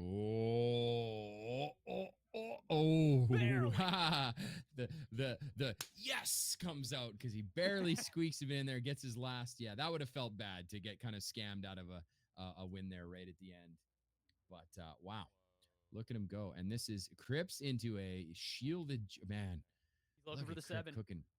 He's got durian. He's got a diamond egg timer's pretty crazy with a kind of a slow cooldown, high damage board like this. So diamond fangs. Diamond fangs. That's terrifying. What is that? 40%? Yep. 40% cooldown reduction. Oftentimes I talk about like when introducing players to the Bazaar, it's literally a, hey, you know, there are certain skills you're just going to remember by name because of how strong they are. Diamond Fang's just one of those ones where you know what it does, you know what it's called, you know what it looks like. And Diamond Fang's here with the Diamond Egg Timer. Good luck to whoever faces Crip. I don't think he's taking a loss here on day number 9. If he does, I'll be astonished, but that is that is a 6-second charge your foods 8 seconds item. And if I remember, can you overcharge? I don't think you can. No, but it'll basically restart the item. Yeah, but it's basically, I mean, that pretty much on Crip's current board, that pretty much just says use your board every 6 seconds, which is wild with Diamond Fang. So Crip gonna finish with 7 wins. Very, very strong, respectable finish for Crip. I mean, what did he? I think he went 10-0, and then he went. I don't know. I think he got another 10 win, didn't he? I don't know if he got a 10 in round number 2. No, but that's why we are not the ones to tabulate. It will be our friends behind the scenes that are going to tabulate all of this up. So I think in the meantime, if we don't have anybody else here to watch, you can probably talk a little bit with our 2 lovely faces on screen and kind of wrap up the day here, as I think, it looks like that is going to be the end of our competitors here. So we're going to try to figure out who technically won this one, talk a little bit more about Jules, and thank all of you guys at home for having tuned into this. Again, a reminder to everybody, this is the Jules Early Access Challenge, so Jules is not available to everybody that is currently watching this one. We had some of our favorite streamers come on in, and thankfully they were willing to compete against each other here on the early access build, but she comes out on Wednesday. So, Rowdy, it's not going to take very long for these players to get their hands on her as well. So, I'm not going to take long for me to get my hands on her. I mean, I played her a little bit in the PTR, but it's just, I want my Jules music. I want my Jules board. I want my Jules skin where she's sitting in her bathrobe, dunking the cookie and the coffee. I know I'm going to be a Jules main. I've known that since like October of last year when I first started looking at the Bazaar. I've been like, where is my chef mommy? And she's finally here, and I can't wait. I'm going to be the insufferable Jules main until the end of time. I can't wait. You're going to see me in the Reddit saying Jules is not overpowered. Don't nerf her. Every time they nerf her, I'll say it was unneeded. I'm going to be completely biased and unapologetically biased. So I'll be apologetically biased. I will apologize in advance to everyone who has to hear my insufferable. Jules has got an 89% win rate because of this one broken item, but it's totally fair. I promise. I'm going to be that guy. I can see the clickbait titles now. Oh, yeah. I can already see them. Oh, goodness. Yeah, no. And when Jules is the worst, when Jules gets like, if something happens, we're in the meta, she's just like, Jules is just not that good. I'm going to be in there like, Jules is so bad. I'm going to be so mad at everybody. Yeah, that's going to be me. It's going to be great. So. Oh, goodness. Right. Well, it sounds like we're just about ready to tell you who is, for at least now, the best player with Jules. And if I'm looking at the numbers correct here, I think it's going to Joda, and barely at that. A congratulations to them, as their total win score will be 26, which, if you think that is, not that high, let me give you how close it has been. Second place is Crip at 25. One singular win behind them, and then we've got a tie for third place between Ravresh and Sunny. So again, thank you to all of our competitors here today, but a massive congratulations to Joda in particular. They have won our Jules Early Access Challenge. For at least the moment, they can say they're the best Jules player on the planet, and that's quite an accomplishment.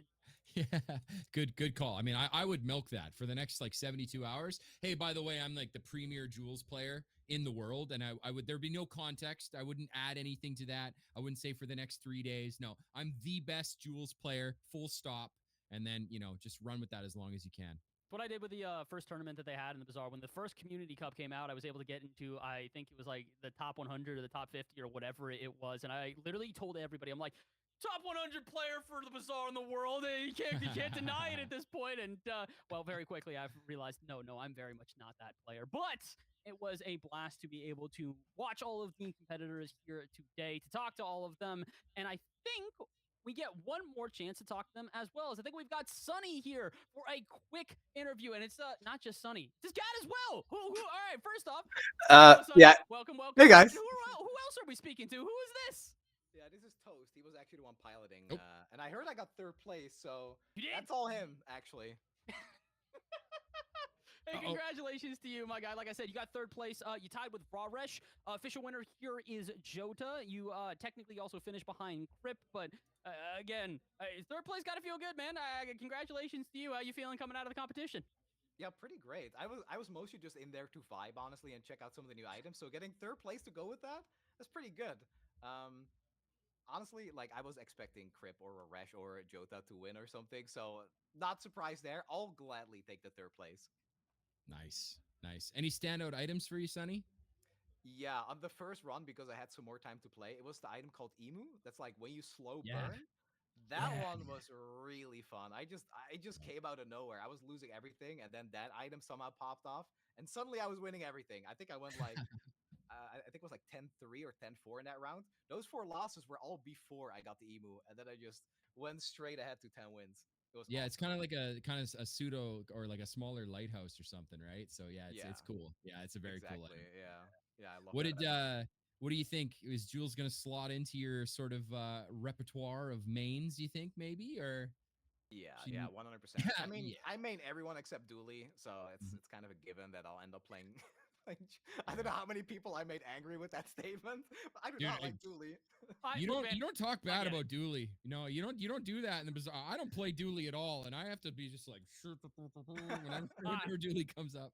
I get it, man. I get it. Look, Dooley has been broken since the beta, so I can understand people just having kind of flashbacks to him putting 9,000 poison on your head within 2 seconds, and you're just like, I'm not touching that, dude. Not a chance here. But again, Jules has a variety of different options, as we have seen here today, whether it's burn, regen, shield. How did you feel about the variability of her today? Because I feel like, again, a lot of people are probably going to focus on burn with her, but it does feel like she's got multiple different kits you can run. Yeah, absolutely. I was actually really surprised because going in with Stell, I love Stell. She was probably like my favorite to play ever since her release.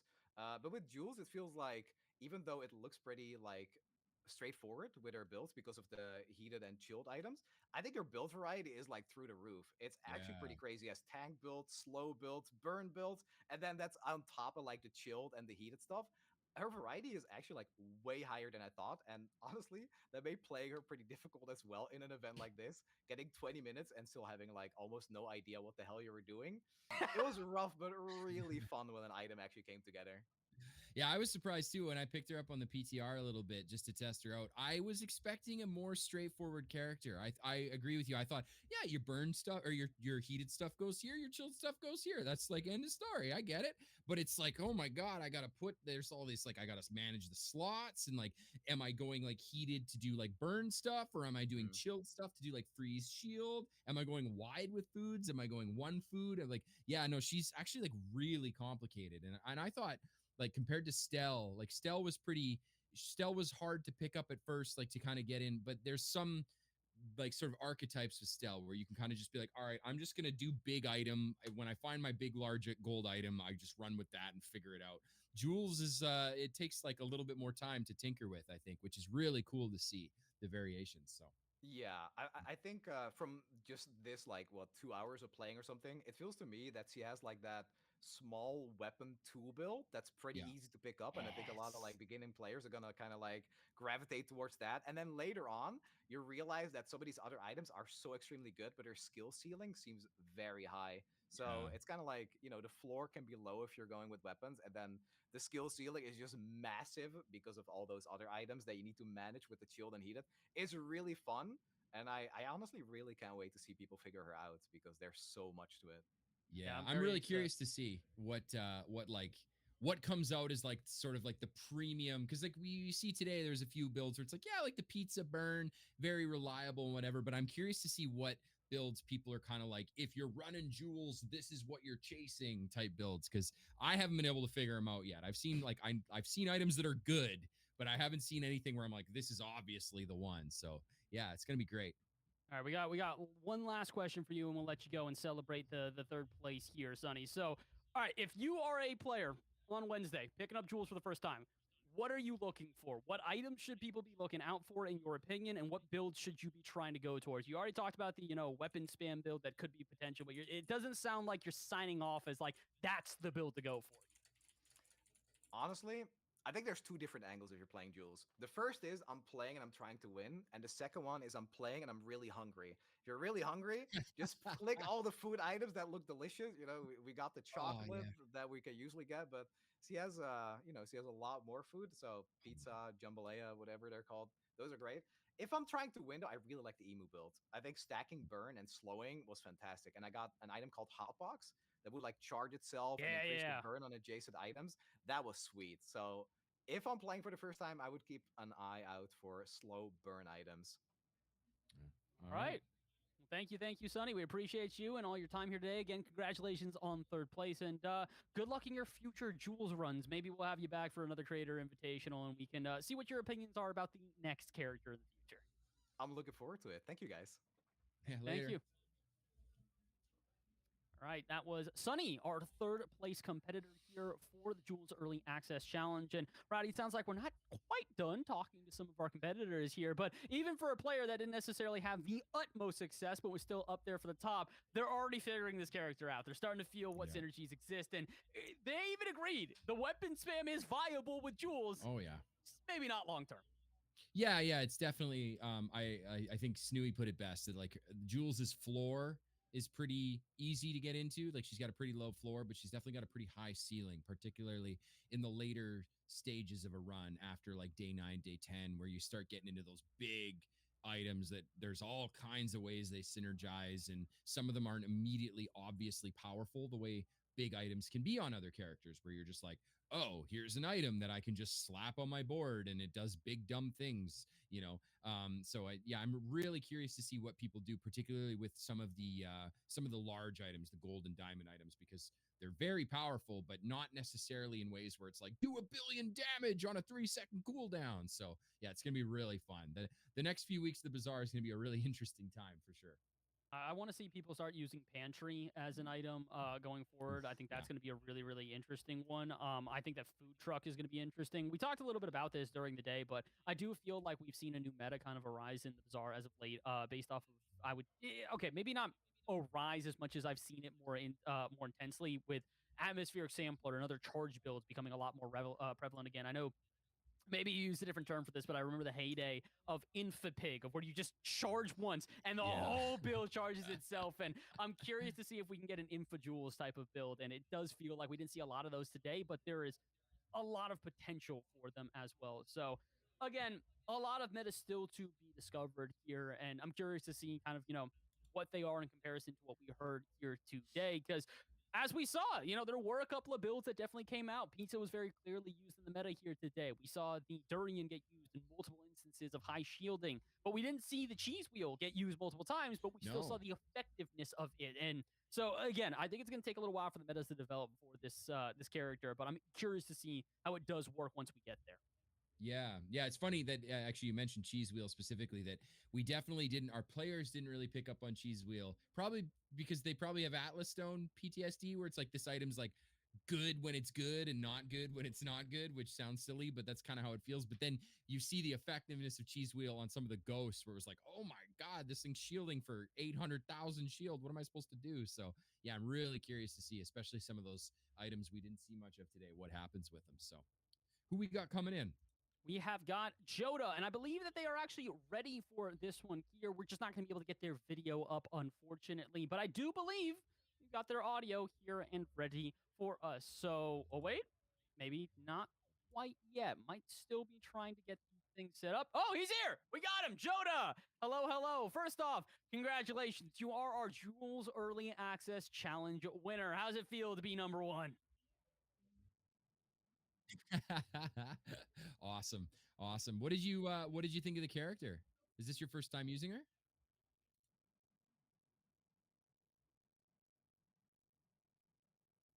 Yeah.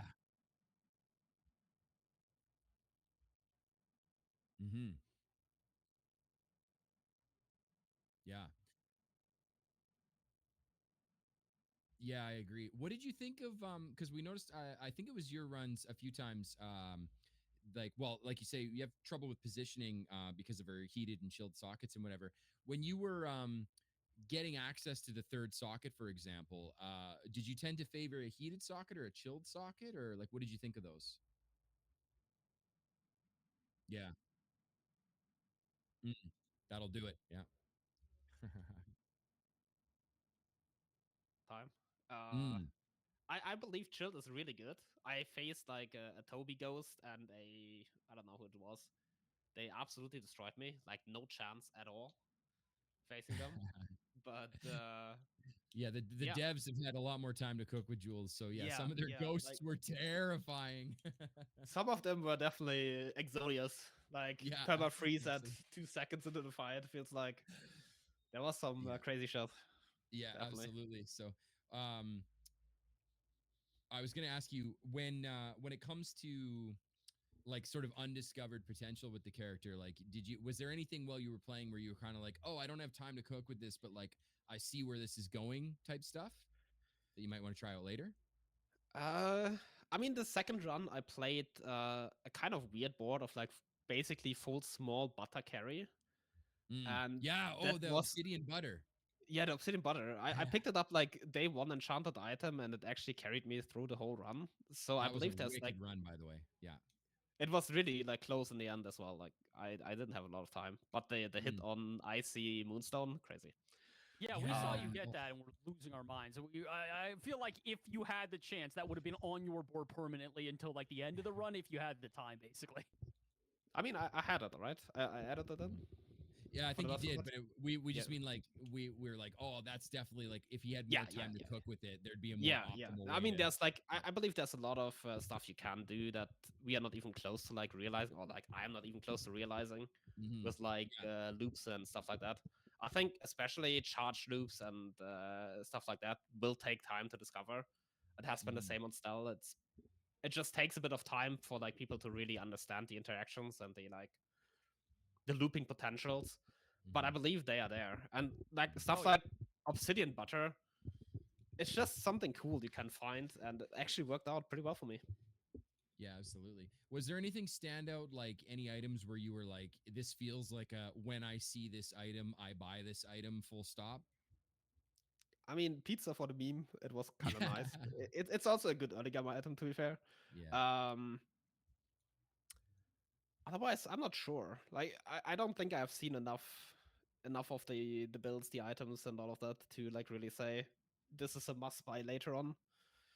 But I think like the early game, you kind of like in two directions, right? It's either like the pizza burn stuff, or you're going like small red boxes, just a lot of tool weapons. Yeah, small red boxes. Yeah, that's the way to say it. Yeah, that also felt really good. Like the weapon line, I was a bit surprised how good it felt. Because it's like not really what you think about if you're like, okay, this is a cook character. Every character's got one weapon spam build. Like every single one in the game has just got one that you can throw out early, it's great. It works it's well. Great. It definitely felt like it fell off after a little bit, but I feel like also, again, as you talked about with like pizza, there's a lot of items here that are inherently just like based off of can you scale it early and get it to that point. What did it feel like? Again, you talked about, the Exodias that you faced there. Did you feel like there were ways to kind of counter some of the like heavy shield builds that we saw? Because we had a little bit of trouble trying to figure out ways to get through it. Some of it was punching through with just pure damage. Others was just stacking that burn early. But we saw Cheese Wheel, we saw Apron, we saw Durian, we saw Gingerbread House just kind of be like a bit of a problem for Jules. In your opinion, how should players be maybe approaching that to try and counter it? I don't know. Like I faced the Crypt Durian Ghost, I believe, 2 times, and I got killed both times. Yeah, that felt like insanely strong and basically too fast to counter. Otherwise, like I faced a lot of like shield stacking builds, and they are in generally not that great into like burn stacking, right? So if you have like scaling burn, if you play like your grill, if you do stuff like that, I think you're generally fine against shield scaling builds. It's just like if they kill you on the first rotation while scaling shield, that's definitely a problem. But otherwise, I think it's actually like burn scaling should be fine into it. Or like it felt fine to me so far. Fair enough. Yeah, that Crypt Durian Ghost was like just a nightmare for our players as we were watching. Everybody who saw NL Crypt, they're like, "Oh no!" Every time. That was same just with the craziest high roll. Was it the cheese wheel that somebody had? One of the tempo staff ghosts had the cheese wheel that would just put on like 40,000 shield within what feels like the blink of an eye. And you're just kind of sitting there like, well, all right, I guess this one's done. But again, a lot of really good builds. Kind of feels like there's a multitude of options. We asked the same question to Sunny a little bit earlier, but if you are, in your opinion, now that you've had a couple of runs with her, if you're a player picking up Jules on Wednesday, what should they be looking out for? What items, what builds, what things should, if you're going in for the first time, what should you be focusing on in your opinion? I think like early game focus is pretty much always the case. Like if you have a good early game, a good like first 5 days, the run just feels a lot better. So like focusing on like what does work in the early game, and like I said earlier, it's probably either burn or like the small weapon stuff. And like especially small weapon stuff should not be disregarded. It feels really good to play. Like I think that's might just be her best like early game line. Not sure yet. Obviously, I don't have that many games. The most successful of the games that you did have, though. Nobody else took 3 runs and got as many wins as you. So, right now, you get to claim yourself the #1 Jules player on the planet. That's all I'm saying. For the moment. Stream bait title tomorrow. Yeah, exactly. Do it. Absolutely. I'll be in the chat going, best cook in the Bazaar. Best cook in the Bazaar, right? Best cook in the Bazaar.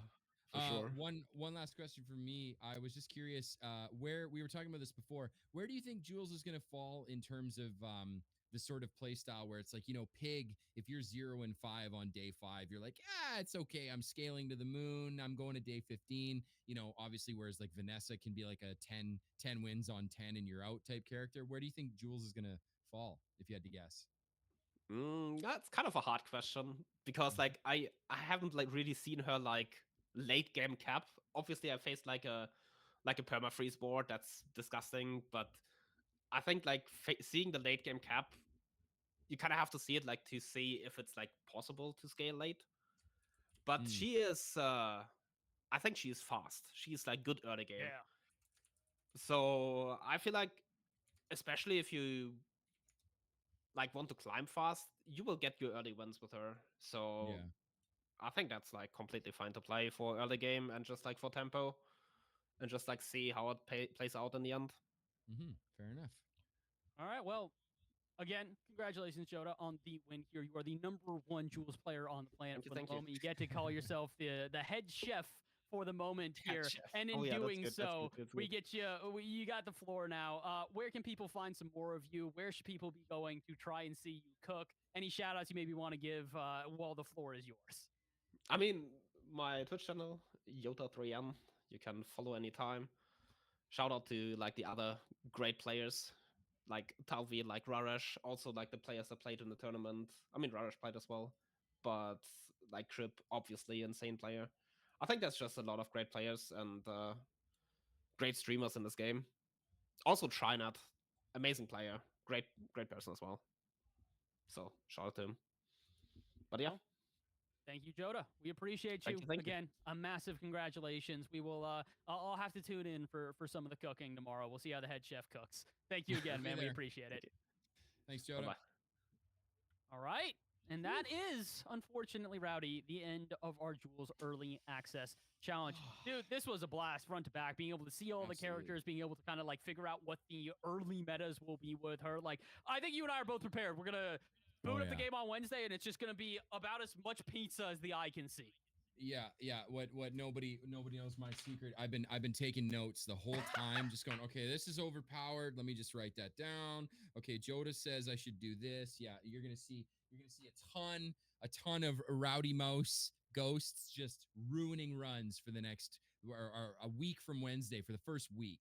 Or you're gonna beat me a lot, and if you do, post it in the Reddit and be like, "Lol, I beat Rowdy, get wrecked." That'll be fun too.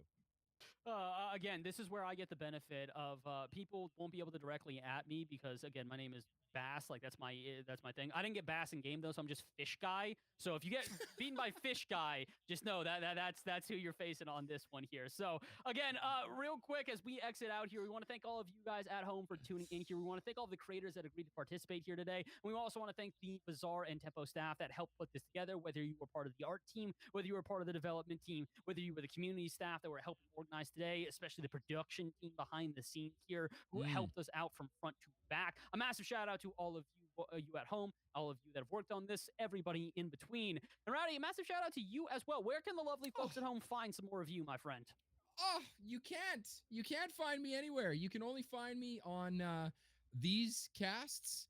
And whenever we do community events at matcherino.com, we're doing a lot of community events. I was the creator and mastermind behind the Dumpster Fire Derby with some of my boys behind the scenes.